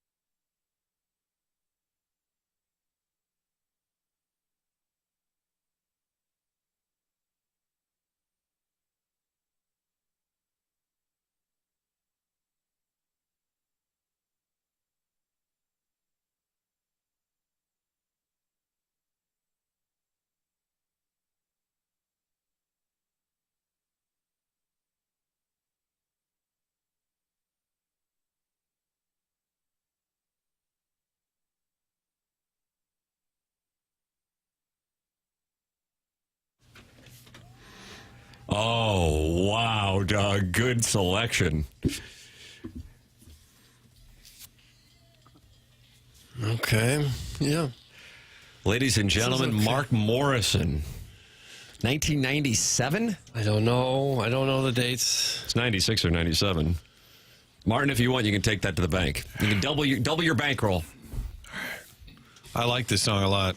Return of the Mac, Mark Morrison. Where is Mark Morrison? He's going to be a surprise guest. Ooh, let's find out. It's the 9 o'clock hour. It's brought to you by Mark Hanna of Evergreen Wealth Strategies. He's online at evergreenstl.com. And everybody needs a financial advisor. And that's Mark Hanna's message. But here's the thing. And this is the thing I want to drive home. They're not all the same, Doug. No, they aren't. And Mark loves to get to know people and put them on the journey to reach their goals. Yes, he does. Goals are different. 314-889-0503 or go online at evergreenstl.com. That's Mark Hanna with Evergreen Wealth Strategies. A number of TMA listeners over the years have worked with Mark Hanna of Evergreen Wealth Strategies and rave about him. I have gotten to know him so well here. I guess he started advertising on the podcast in 2017. And I think the world of him. I really do. I'm telling you, biggest mistake I made back in my 20s, I didn't have a financial advisor. And I'm telling you, especially for those of you who are younger, but it doesn't matter. You can be in your whatever age it is. It doesn't matter. You want to have a financial advisor. It means the world.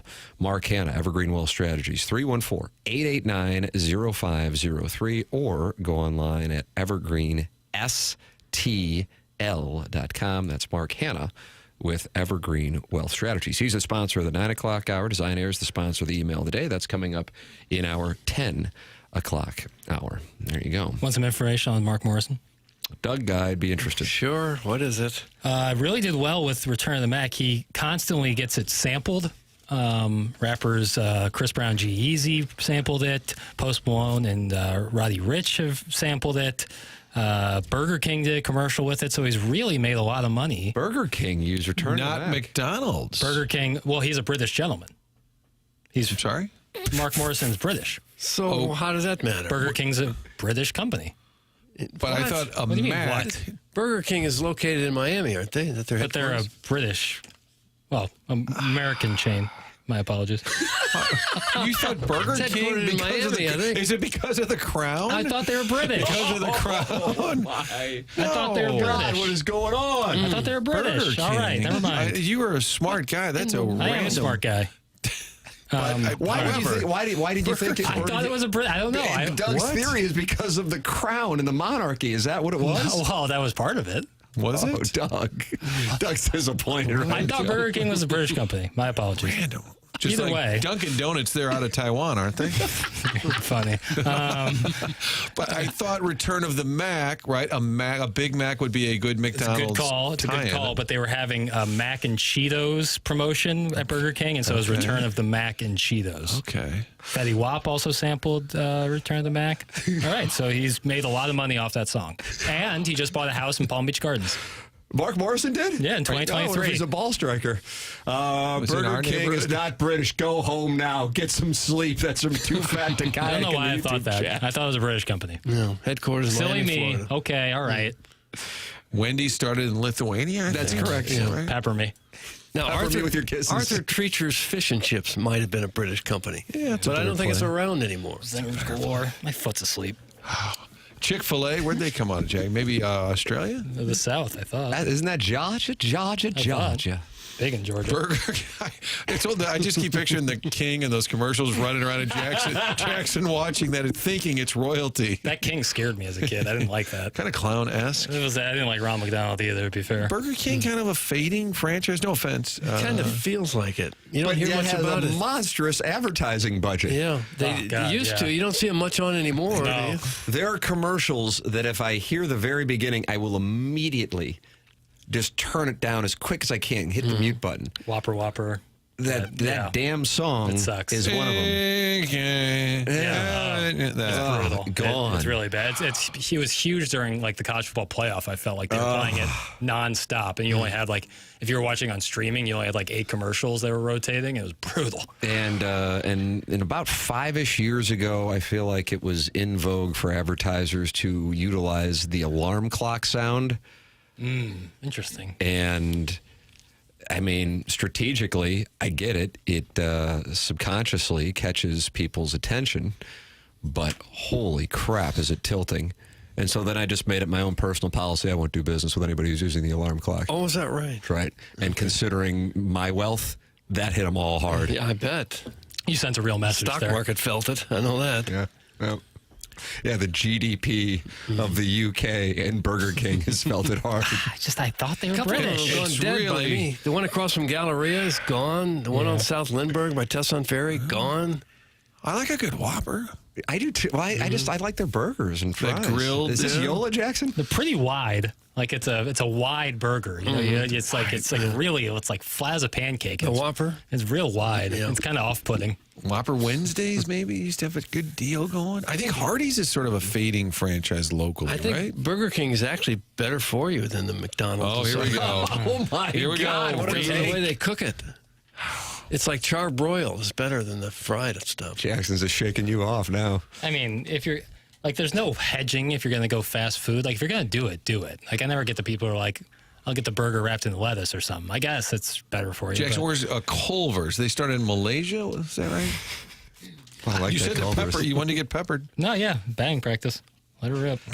Best song ever, and I want to publicly endorse whoever chose this. That's from Carlos Spicy. That was your one. Return of the Mac is awesome. Oh, yeah. Return of the Mac. Did he really buy a place in Palm Beach Gardens? Yeah, December 2023. How random is that? Hey, maybe he's a ball striker or just enjoys nice weather. But yeah, I think of Barbados descent. Mark Morrison is? Mm-hmm. Oh, really? That's what Wikipedia is saying. Barbadian? I'm ice cold right now in terms of information, so maybe ice cold in terms If you can of just get information. If I can just get hot, I can tell you where Burger King is from. Ladies and From gentlemen, Miami. you're welcome to email in your thoughts on Burger King's British origins. The morning after at InsideSTL.com. Design, air, heating, and cooling email of the day. Martin, you have something you want to tell us about, I don't do. you? I also want to say, Jackson, you are a gift. Thank you. How about that? Thank you. That's You're a nice. That's a gift. very nice compliment. You know, there are a couple things. We like to tear you down and then we build you back up. Couple things. And I know you're aware of one of these, but the audience I don't think is. And the other one I don't know if you're aware of. The cat came over while we were down at spring training last week, and he goes, I got to tell you, that kid's good. We never really had anything like that. Oh, no. And I felt like producer Joe took some shrapnel. Yeah, that's really unfair. did. Yeah. He did come up to me and he said, Oh, did he really? He paid a very nice compliment. He was And very then kind. in the group text that me and you were in, Martin, with some of the people from the Cardinals, I mean, just raving about Jackson Burkett. Brian Bartow called you the Johnny Appleseed of camp. How about that? Felt great. Yeah, that's very kind, and thank you. As I said last week, I don't do it for the accolades, I do it for the people. And then Bartow, You're getting hot here. Bartow said we haven't had a warmer. rookie have a spring like this in quite some time. And then I said, Pujols 2001? I think that's the right Yeah. comparison. Yeah, I was out there. I was taking hacks. I think that's the right comparison. Trying to make the club. McGuire comes in the dugout and says, if this kid doesn't make the team, you're an idiot. He told LaRussa that. Yeah, it felt like a very William Mays Hayes kind of spring training for me. Like wake up at the ball field and just start running. Start And running. you did it. Yeah. And you did it all. Well, thank you, Forrest fellas. Gumpian. How about that? A Running. little There you bit, go. yeah. I took my braces off. But March 15th, Tim yeah, was you got this asking. event, Martin. Looking forward to this. March 15th, that's a Saturday night. It's going to be at the Frontenac Hilton. It's with Marshall Faulk, Jackie Smith. It's football night. We'll be telling stories, taking your questions maybe, a little bit from the audience, but it's a great event. Raising money for our veterans. It's a vehicle for our friends down at the Missouri National Veterans Memorial, which is a beautiful facility layout in Perryville, where they honor all of the armed forces, but also have a replica Vietnam Wall. It really is something to see. If you're ever traveling down 55, allow a little extra time to get off and see Missouri's National Veterans Memorial, and those folks are putting on this event Saturday, March 15th at the Frontenac Hilton. If you, your company, would like to buy a table, get involved, support our veterans, it's not just a great cause. It's going to be a really fun evening. Great event. 573, that's the area code.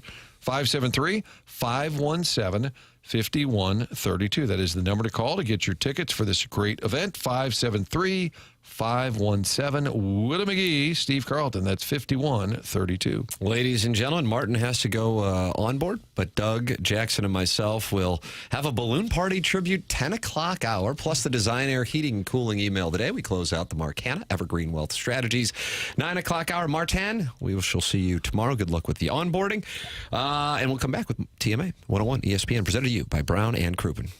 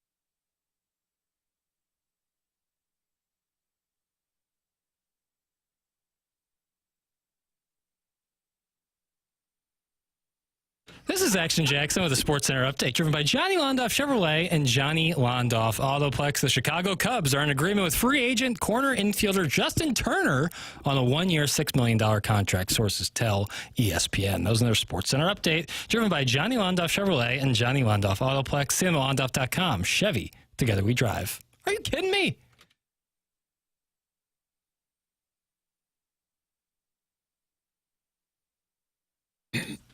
Oh, Doug. Jackson Burkett.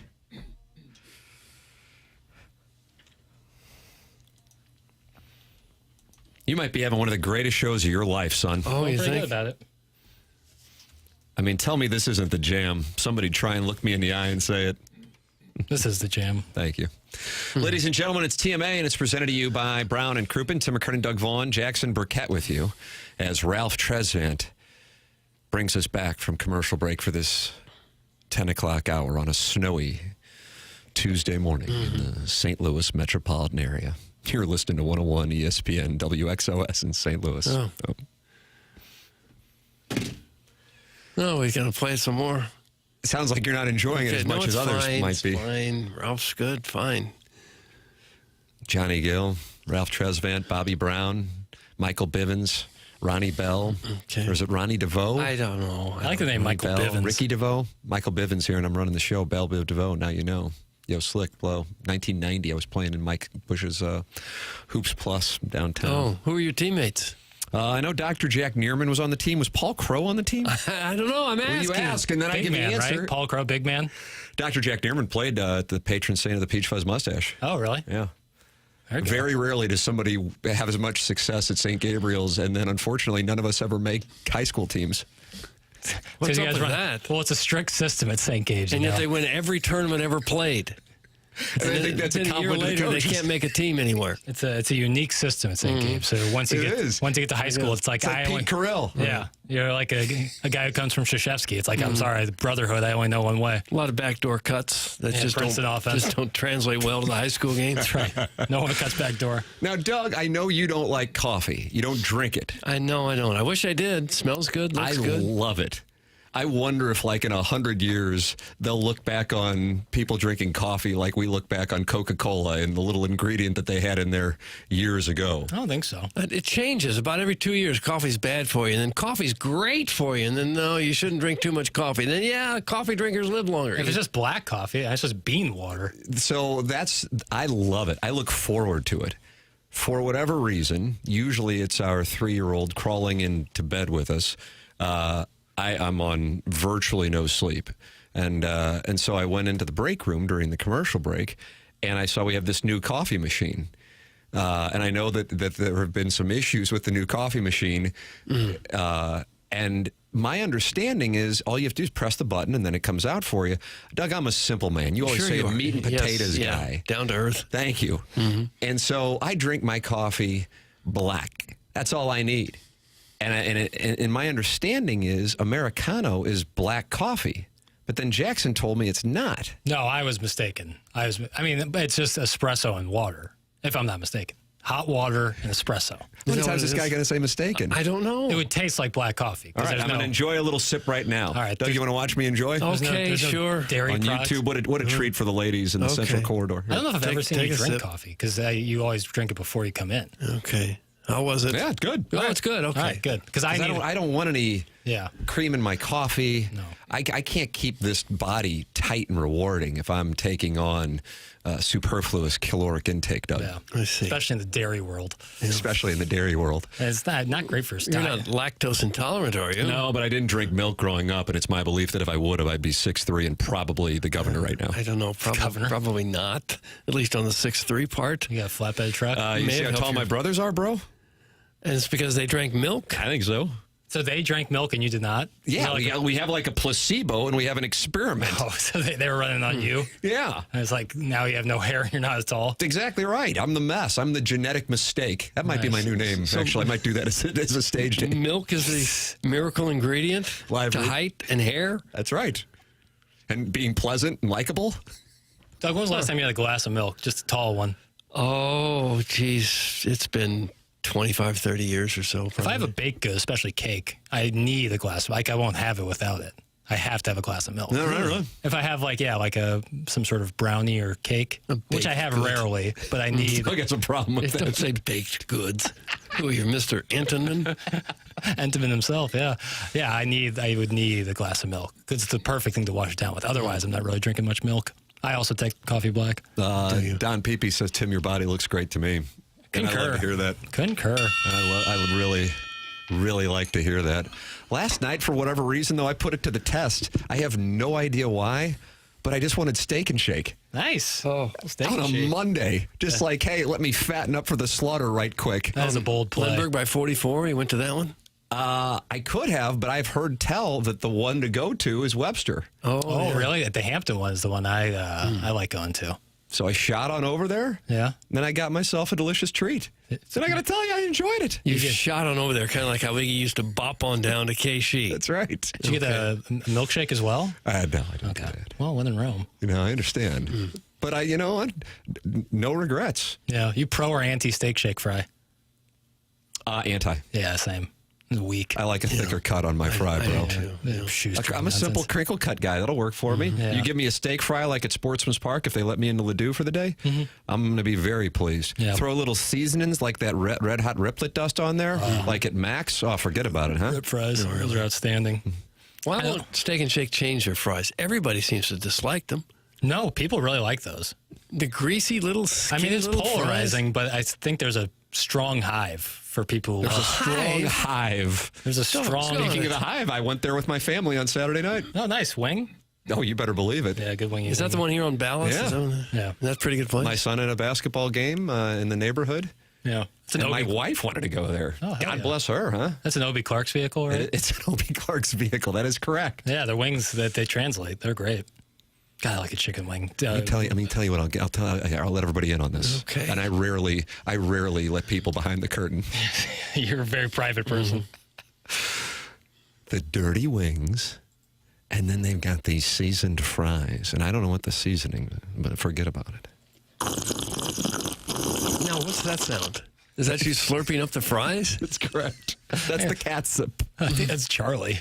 Is it really? I don't know what that was. But Charlie went rogue for a day. I heard sipping noises. Good fries are nothing without a good ranch to dip them in. That's from Jonathan Sutterer in the YouTube chat. Doug, you ever get some fries and dip them in ranch? I got to pump the brakes. That's one of the heavier moves one can make.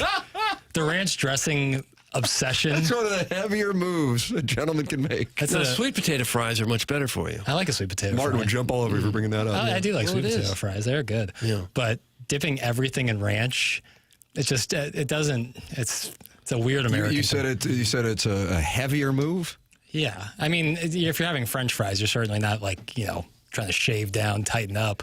But ketchup, preferably. Do what you want. I'm not going to. It seems like you're fat shaming people right now, especially people in the YouTube chat, and those are our people, Doug. We're very pro-liberty on this show, but don't kink shame. You dip everything in ranch dressing. It kind of only tastes like ranch dressing, and I don't know. I wouldn't mind seeing you and John Sutter go 12 rounds. Again, never been in a fight in my life, so probably not going to start with a listener that I don't know. It would be weird. Don't plan on honestly ever getting in a fight. Is that right? If I could choose. Do you guys plan on scrapping with anybody in the coming months? You don't plan it. It just happens sometimes. Yeah, I mean, if I have to defend my family, I guess I would. Yeah. Jake Reynolds has said, I prefer to dip my fries in blue cheese. Blue cheese You're getting more fattening with each text. Blue cheese tastes like pennies to me. Or like laundry detergent. I have some gene, I guess, that makes blue cheese taste awful. Wow. Some people have that with cilantro. Like they can't have cilantro because it tastes like soap to them. It's a real conundrum. It's like some sort of genetic Jackson thing. brings knowledge, man. Well, I'm fresh off saying Burger King is a British company. That's right. Of which I've gotten a lot of texts to my phone about that. Have you? Yeah, people are. I think at one point the parent company was based out of the UK. Okay. So I think you're getting some. Okay, I thought for whatever reason it was. We have a lot of Burger King investors in the audience, Doug. BK, yeah. Ladies and gentlemen, the program's called The Morning After. It airs on 101 ESPN. We were joined by John Kelly in the 8 o'clock hour and the surprise guest today, Butch Patrick, on the program. You can always go back and podcast via the Schaefer Door Company podcast. Doug, that's Jason Gossrow, and he's been out to your house to save the day. A couple of times. I got that old garage door that gives me fits from time to time. I keep thinking, well, I'm going to have to replace it. Nope. Now with Jason Gossrow and his team, they've kept it going here for a while. He came out a month or two ago. It got real cold and the door didn't want to go up. Sometimes that happens. But he made a little tweak and now it works perfectly. Thank you, Jason.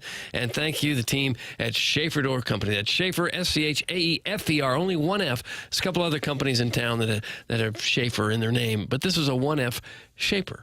Best to call or text them at 636-782-3608. That will get you the quickest response time. Okay, I'll repeat it. Do it. 636-782-3608. They service all kinds of garage doors, and with new installs, they have LiftMaster. LiftMaster garage door openers are strong, quiet, and versatile. That's what they recommend putting on your door if you're having problems. They also have that Monday morning standby service for those doors that break over the weekend, and they service commercial doors as well. If you run a business or warehouse with those big, tall doors, Schaefer is experienced in those types of jobs. Also, the business has multiple family members that have worked there for many years. Great group of people, big enough to get any job done, small enough that when you call them, you will talk to a person, and the service techs, not commission-based, will only get you what you need. It's SchaeferDoor.com is the website. Schaefer Door is a LiftMaster partner. Doug, I've just been glancing at our friends in the YouTube chat. Hundreds of people watching this program every day, and we're grateful for the YouTube chat. It started off with, I like my fries dipped in ranch. Then it advanced to Jake Reynolds saying he prefers to dip his fries in blue cheese. Okay, how about straight lard? And I see Professor Roy Hinckley just posted he likes to dip his fries he likes them smothered in brown gravy. Oh. God almighty, what's going on in there? Some French fries and gravy, sir. And gravy. There he was, right there. There's audio of Professor Roy Hinckley. That's a Canadian thing. It's called poutine. You get fries, brown gravy, and cheese curds. Oh, have you no pride at all? It's like the big dish in Canada. They love it. Oh. A lot of places use gravy more than we do. I don't really have a big affection for gravy.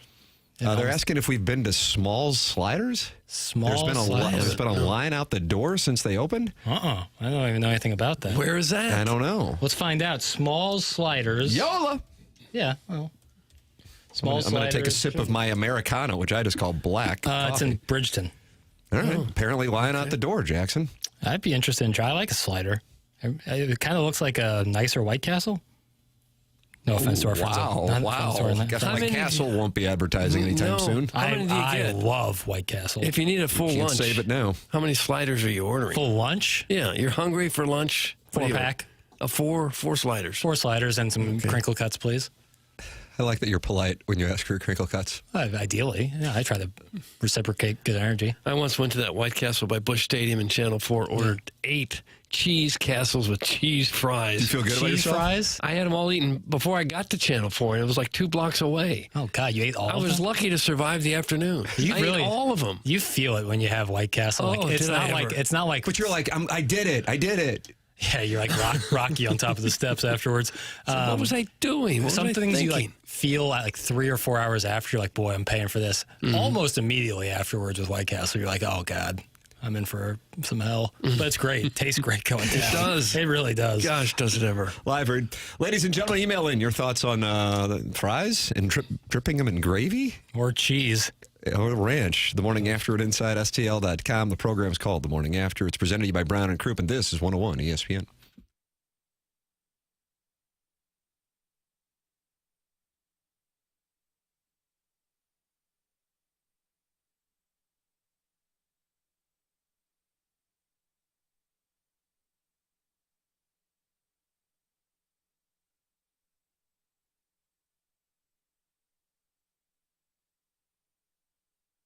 Aesthetic design and build. You're sitting there going, let's not talk about being outside right now. It feels like it's minus 5 degrees in the St. Louis area.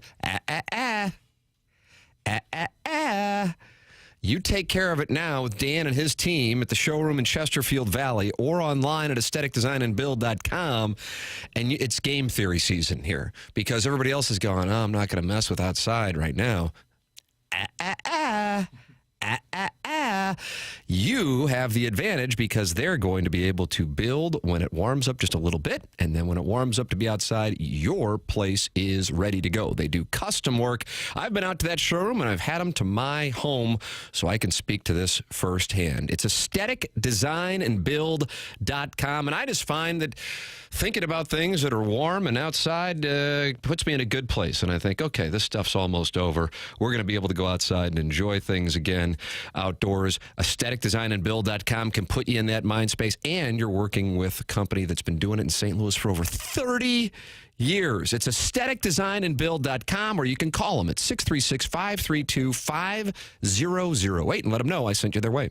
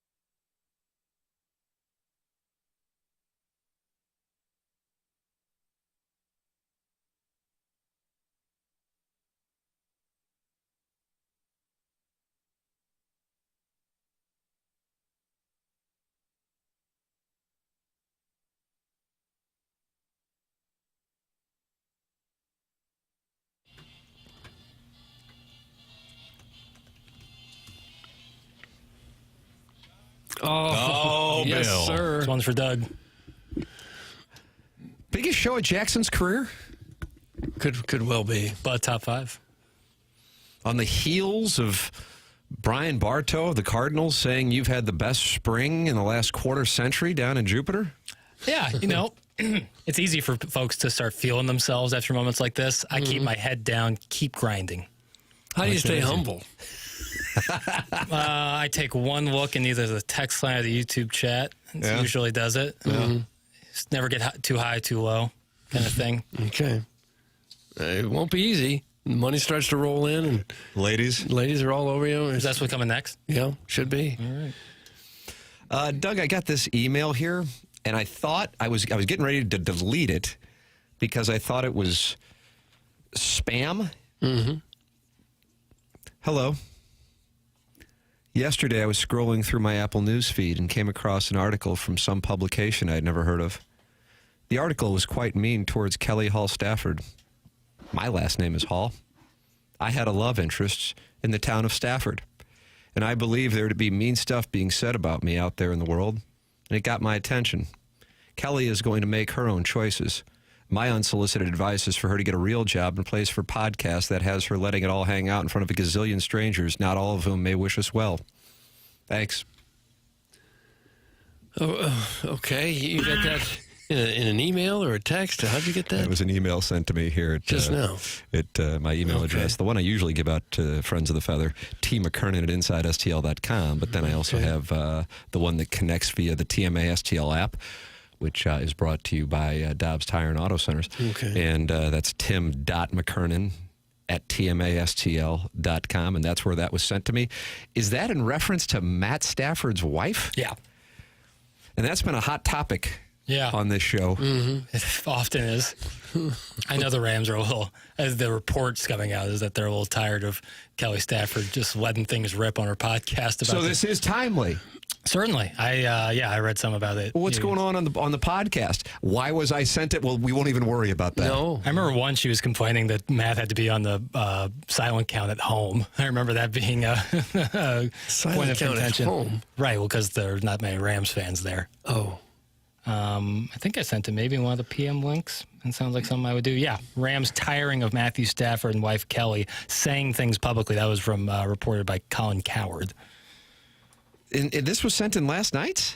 Was this last night or 2 nights ago, Jackson? This would have been Sunday night's PM links. All right. So what's going on here? I got to say, I wouldn't be a big fan of that song and dance. Yeah. This was from her podcast. You know what the title of her podcast is? What is it? The Morning After. No fooling. No joke. Doug, we have retained counsel. Yeah. I would think we should. Yeah. And we will be having a conversation with Miss Stafford. No, I want him traded too. Kelly was previously very critical of the Rams front office for deciding to move on from Kupp this offseason with the hope that they can net some draft capital back and get someone cheaper at skill positions. I honestly wasn't planning on discussing this, but hell, why not? She said on her podcast the morning after. That's always a good thing. My husband, and this is a direct quote, my husband wants to win. He's not trying to put a team in a bad situation. If you're catching my drift, you're catching my drift, end quote. What if we're not? Yeah, what if we're not? I will say, the trading away of Cooper, I'm confused because we're one play away from going to the NFC Championship. I have to be the dog in this situation. I want the respect for him that he deserves. I love the city of LA. With that being said, I love an adventure, said Stafford. Kelly. Kelly, for the record, not Matt. And when she says I love an adventure, that means like going somewhere else, I think. Well, if you're reading the tea leaves, I would certainly lead you to believe it. Doug, spill the tea. I don't have tea leaves. Yeah, and Stafford, Matt, is in the middle of a contract negotiation with the Rams that stems from last season when they were unable to find a solution. The wife GM is never a good thing. That's from the Walrus King in the YouTube chat. Yeah, so that timely that you got that in your email, because yes, that is currently going on with the I don't football think team. The Brenda Warner thing didn't go over too well with the Rams front office. I just think there's yeah, I hear what you're saying, Doug. Correct, sir. I can vouch for that. Players having podcasts now is great because you're getting to tell your own story, create your own narrative. However, there's probably instances where you say a little bit too much, maybe about former teams, and then other teams hear that and they're like, well, I don't know if I really want this guy if he's just going to leave and crap on us after the fact. So the player podcast giveth and it can taketh away. Oh, no, why'd you put TH on? Yeah, why do we need that? And again, you're having one of the best shows of your career, so... That's the saying, giveth and taketh away. I don't know why they throw the TH at the end, but I kind of like it. Shakespeare thing, maybe. Yeah, Bill Shakespeare. Yeah.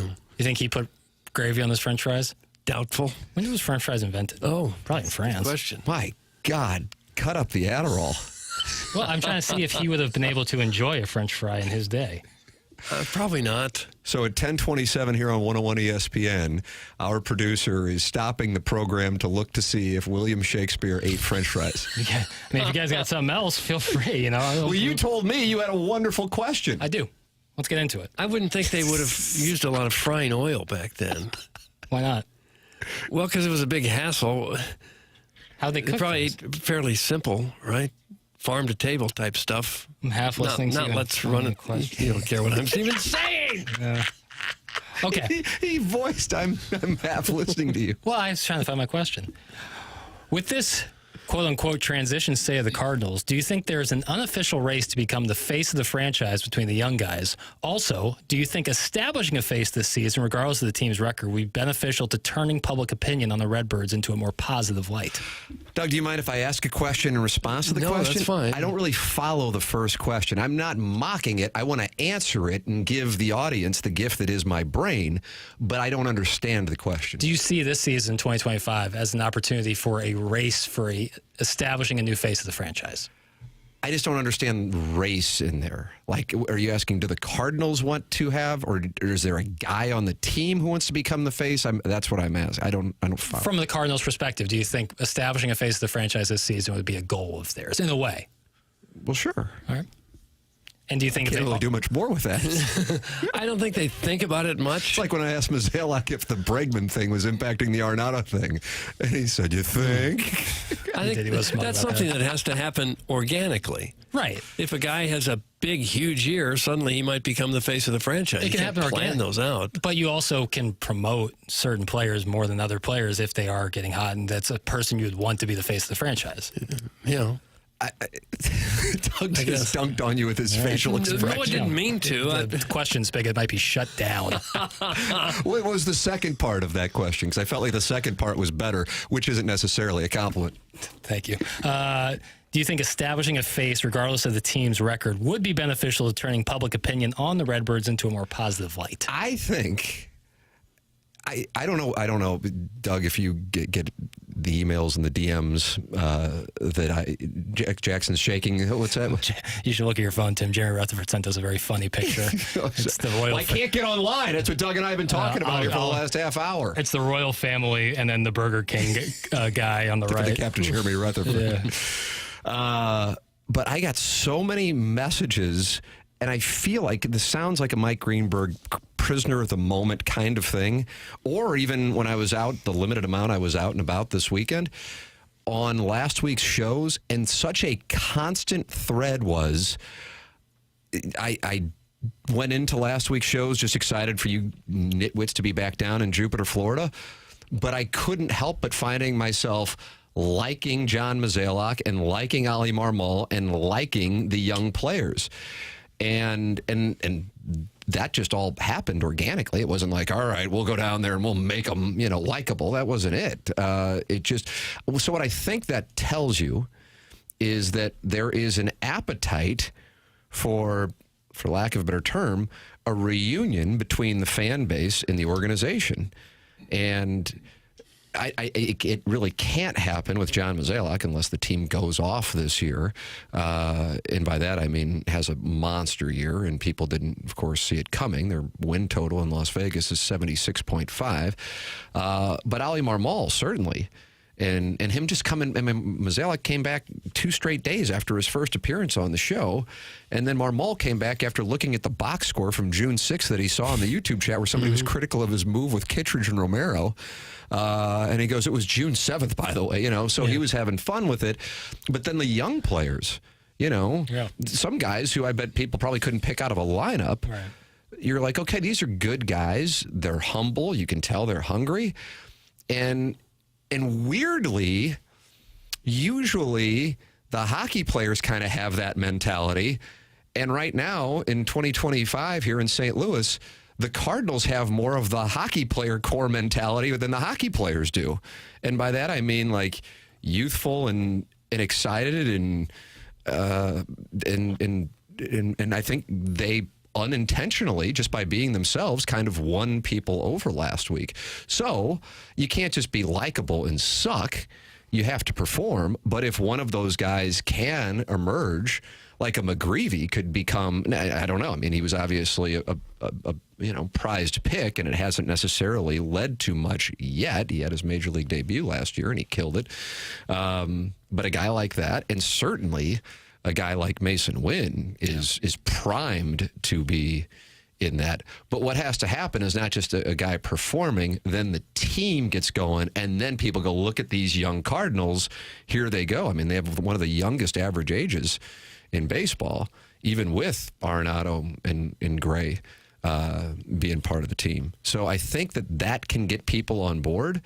And there is something to low expectations. It's not a great marketing thing, but with low expectations, it's not too tough to supersede them. Well, for the Cardinals, the worst case scenario was you have a great year in 2022, but Albert Pujols is done with, and they get swept after that. Then the fan base is going, okay, what are you going to do? And they don't really tend to anything of note. And they're going, this pitching staff, this could be a real problem in 2023. And it plays out exactly like people feared. And the team is in last place. So you had 3 big blows take place, all while the Cardinals were selling things that the fan base just isn't buying. So I think what last week told me is that people are willing to be on board. And that wasn't something that was even on my radar going down there last week. As far as face of the franchise, right now I think the face of the franchise is Mozeliak. Yeah.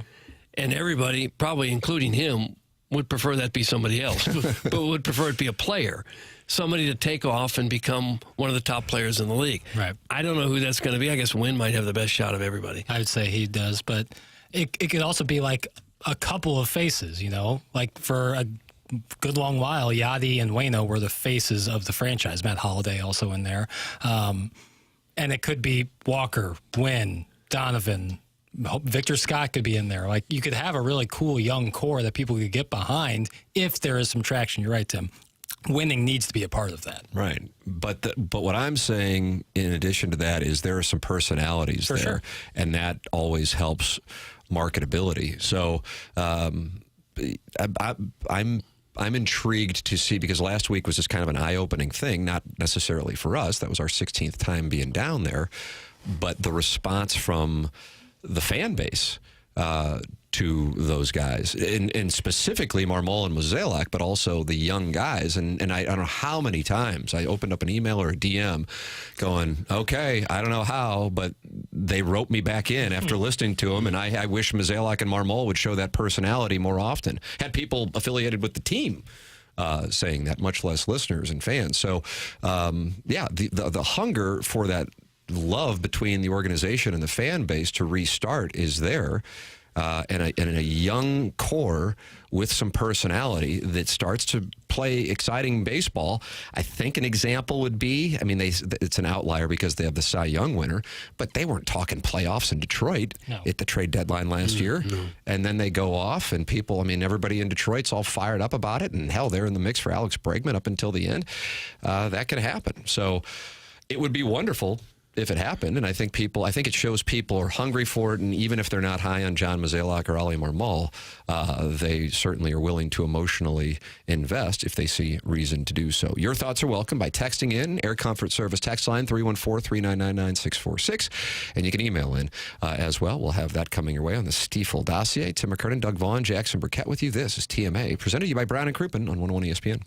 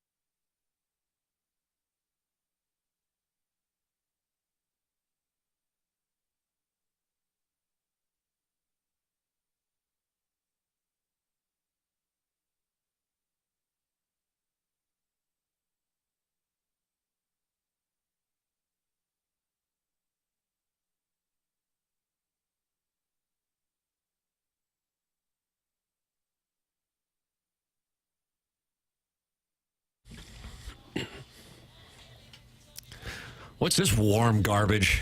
Warm garbage? You heard me. You don't like Shaggy? I consider it to be warm garbage. It's a song that if I were driving around and it popped up on the radio, I would immediately switch. Oh, wow. But you know what I say, Doug? Some people like some things and some people don't like other things. I like this tune. And we had Glowworm in the last break, so it's hard to, And we had Mark Get Morrison anywhere return close to the to that. Mac and Can You Stand the Rain with New Edition. So, yeah, I agree with you. And we have James Carlton, and he was in studio yesterday. And when he left, he said, man, he's a real treat. And I said, you know what? You're right. He's my insurance agent.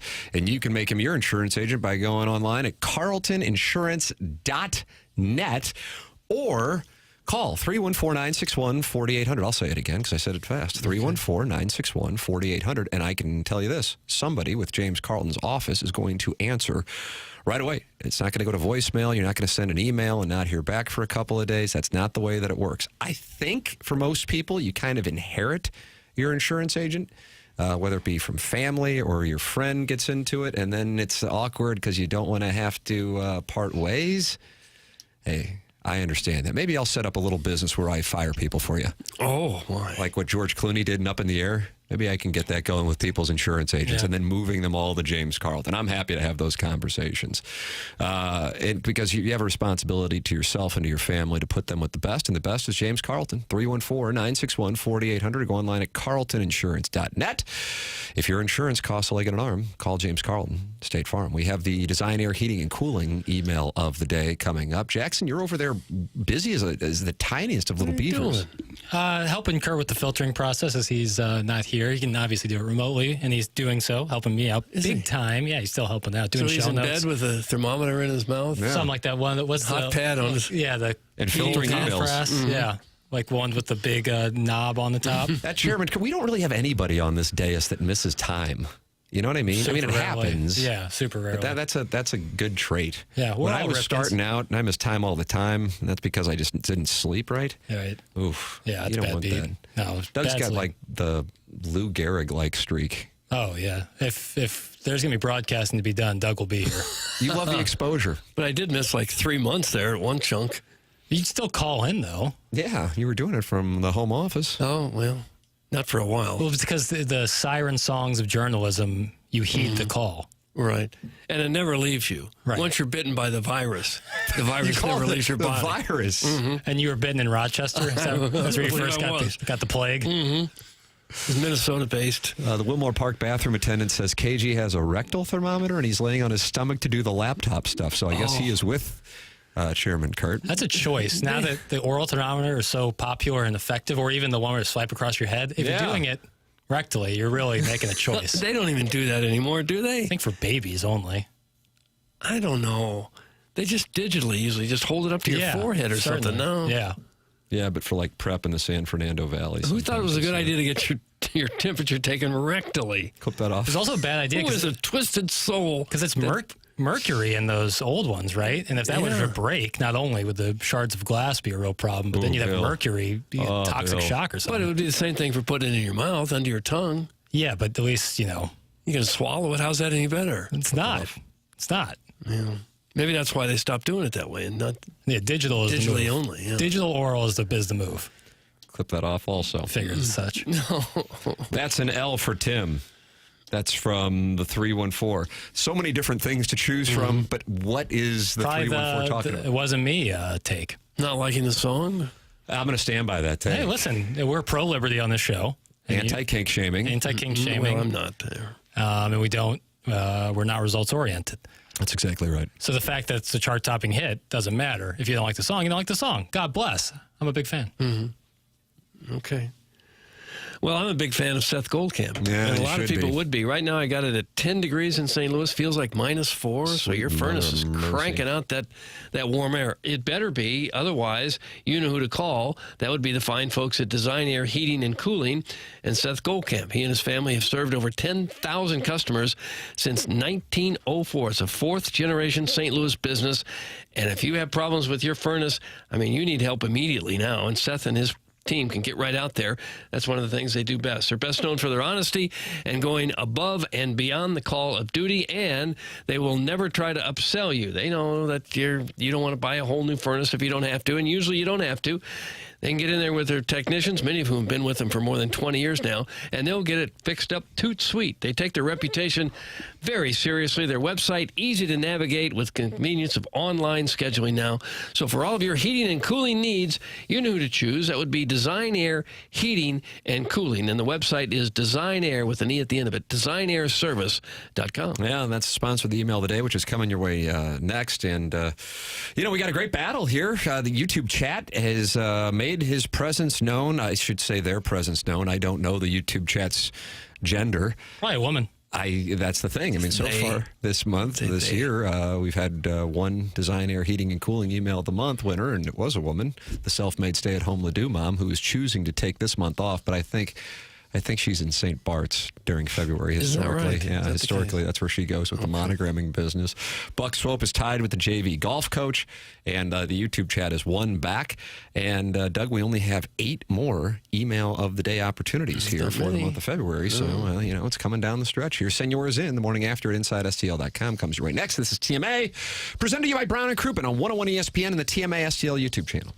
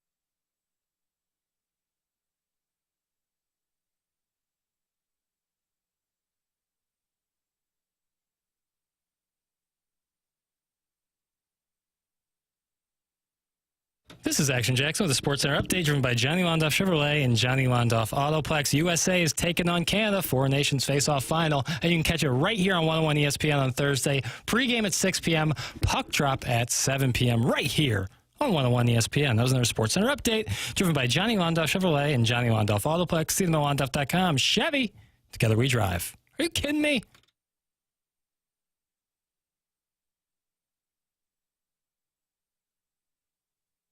Welcome back to TMA 101 ESPN. Tim McKernan, Doug Vaughn, Jackson Burkett with you on the program. You can always stream the program via the 101 ESPN app. There's also a TMA app. You can download the TMA STL app, and you can watch the program at the TMA STL YouTube channel. A wonderful sponsor of this program is Moritz Reusch, Doug, and you sit there and you go, man, I don't know how to spell that. And I go, wish you could. Well, I do, Okay. but I don't want to confuse the audience. Okay. So I'm just going to send them here. NinjaBling.com. That's NinjaBling.com. Moritz Reusch has been with the Riz Show for a number of years, and they said, but it's going to be tough to remember the name and then to spell it. How about we give you this, Ninja Bling, and then boom, they get the domain, and that's where everybody goes. If you are looking for jewelry, I know this process at our anniversary a few months ago, and you're going, I don't know what to get, and I don't know what the best budget is. You will have a one-on-one, personal, no pressure, not low pressure, no pressure experience at Moritz Reusch. Online at ninjabling.com, a world-class location on the 15th floor of the Tower Building across from the Galleria. The address is 1034 South Brentwood Boulevard. Go in there and get to know the family at Moritz Reusch. Really quality people. I recommend them wholeheartedly. It's Moritz Reusch online at ninjabling.com, 1034 South Brentwood Boulevard. Ladies and gentlemen, it is TMA. And Jackson, I just can't get into my email for the life of me. So are you going to be doing the Design Air Heating and Cooling email today, or am I going to be doing it? I can hand you my laptop. Nice. I hope there's some. Was your mic on right there? Yeah, it didn't sound like it, did it? All right. It was not. My apologies. Yes. Tim's got the laptop now. Here we go. All right. Woo!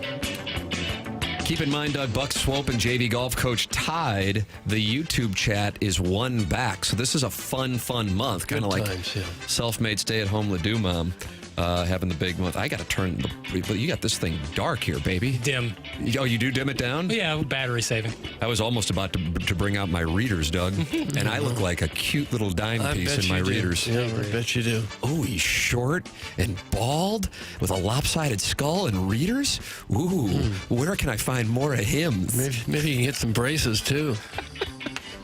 It had been way too long since I had been shopping. My icebox, much like my heart, is cold and empty. So I put on my overcoat and went to market. You like when somebody says I went to market? No, I don't care for it.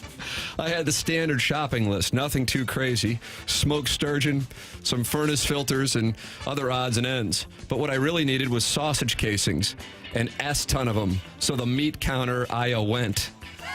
I don't care for this writing style. What's sturgeon? Fish. Odd pick. Yeah. He didn't see me in line. He was busy cutting some cube steaks for a man in a Travis Kelce t-shirt. But I saw him. What else? He bellowed to the man. The giant holes in his blown-out earlobes where one-time stainless steel discs once resided drew my gaze. I bet I could fit it in there, I said a bit too loudly. Doug, am I in the filtered file? It doesn't seem like it now. The butcher turned his hairnet-covered head in my direction. His earlobes continued to flop around for at least 3 seconds after locking eyes on me. He plopped his giant forearm on the counter. Flecks of the $9.99 a pound Nooning Tree Farms Braunschweiger displayed prominently in the hair covering of his ample appendage. Have you been helped, he said to me. Had I been wearing anything under my coat, I would have most assuredly fouled them. Gil the butcher didn't know it, but right then and there he had me. I was his. I would have done anything for him. Sausage casings, please. A baker's dozen. The big boys. I said, is that it? He said. Yes'm was all I could squeak. You ever say yes'm? No. And the butcher's name is Gil? That's correct. Okay. Isn't that Steve Martin's character name in Parenthood, which was supposedly based in Kirkwood? Yeah. Oh, was it really? Yeah. Okay. God, I was so mad at myself for freezing up like a little schoolgirl. This is why you are alone, Bill. He threw my package on the greasy counter and went to grab the pimento loaf at $7.99 a pound for another customer. It wasn't until I placed my cart that I noticed he'd written his number in the chicken juice on the butcher's paper. Oh. This my God, I love President's Day. Stay warm, lovers. That's from the calcified ear. World. I'm not sure I'm in the filtered file. Ear. Happy snow day, gentlemen. Jackson taking over today. Welcome back to a new edition of the Six Shooter. He will casually be giving everyone the business in his cute little ski sweater. Even though this is for sure an instant classic episode, I'm more excited for later in the week as Jackson starts his weekly soccer breakdown of the Doggies matchups. Hard to beat his analysis of our nation's hockey team as we cheer on Connor Hellraiser between the pipes and Mark Milton on the tax penalty kill, but I digress. A little upset about the missed lead. Should obviously have been Larry Legend's stash. Crazy to think you boys can get any cuter, but here we are. Turns out this version of the Six Shooter is not really any different than a regular show. Just four hot guys sitting around letting us take screenshots for later usage. Now that I think about it, that mustache and sweater combo has me thinking Jackson's moonlighting is a sexy little ski bunny. Doug, we all know Ludwig Ehrbeer is number 4 in the world, but number 1 in our hearts. Haven't heard it on the Vaughn index, but I'm pretty sure that stat stands on solid ground. Cleared my schedule for the rest of the day in hopes of a 4-hour snow QFTA. I need to have a talk with those damn neighborhood kids. If Tim comes home down to a package down drive again, there will be hell to pay. Stay warm, drive safe, and get well, Chairman. That's from the YouTube chat. YouTube chat. Woo, boy, it's cold outside. St. Louis might be experiencing snow and freezing temperatures, but it's nothing compared to the ice-cold day Jackson Burkett is having inside your studio. Imagine thinking someone named Connor Headley is a goalie for the Team USA. Imagine announcing out loud that Burger King is a British restaurant because there's a crowd in the logo. That's not the reason. He said that with a straight face! I'll tolerate that kind of nonsense on HD2, but FM is the big leagues. Listen, I can stomach a few slip-ups from time to time, but the pale one, who shall not be named, officially crossed the line by dissing ranch dressing this morning, dipping 1,200 calories of fried potatoes into a creamy dairy-based sauce and shoveling it down my yearning gullet is my right as an American. From now on, that uppity Mizzou apologist better keep ranch dressing's name out his damn mouth before I come down there and rip that sweater off his translucent torso. And another thing, who wears a Christmas sweater in February? I'm tired of it. It's from the JV golf coach. JV golf coach. St. Louis got another overnight dusting, so of course schools are once again sitting this one out. That's 6 snow days in the last 7 weeks. Well, technically, these last 2 have been AMI days. That's alternative method of instruction, Doug. By calling it an AMI day, they don't have to add any days at the end of the school year. Fortunately or unfortunately, today's TMA is educational AF. We got a Jim Dandy lined up in the Four Nations final with a rematch between USA and Canada. Even Libby Jack Virgin Trash Stash Soy Boys fired up to the point that the lead of today's show is a long-winded question about whether international competitions like the Four Nations can be a catalyst for casual fans who have full-time jobs in sports radio. Well, to learn the starting goalie for Team USA is Connor Hellebuck. Forget about those AMI packets. Where else could our region's youth learn that not long ago the 4 Fox used to broadcast 90 minutes of hashtag Whites LOL? Boots scooting it in cahoots and every Saturday night at 10:35. Libby Jack's been bringing it strong on the 1s and 2s. We heard Glowworm, which Doug noted last week was the first ever diss track. We also heard from the Ghetto Boys, New Edition, and Mark Morrison, who is British, and that explains why he licensed his song Return to the Mac for Burger King but not McDonald's, because Libby Jack apparently believes Burger King is part of the British royal family. Don Mattingly said it makes him think that Fred Willard is Buck Laughlin and Best in Show is in that body and broadcasting absolute nonsense about things he knows nothing about. P.S. to GetHerBad.com ever review Best in Show. That's in Buck's Open. That's what we have. The designer, cooling email, Doug, what you got? They were all pretty good. I'm going to go with the first fella, Calcified Ear. I enjoyed some of his pros. I also like Calcified Ear. Calcified Ear is on the board in February and has won the Design Air Heating and Cooling email today. We're late. We got to go. Bye.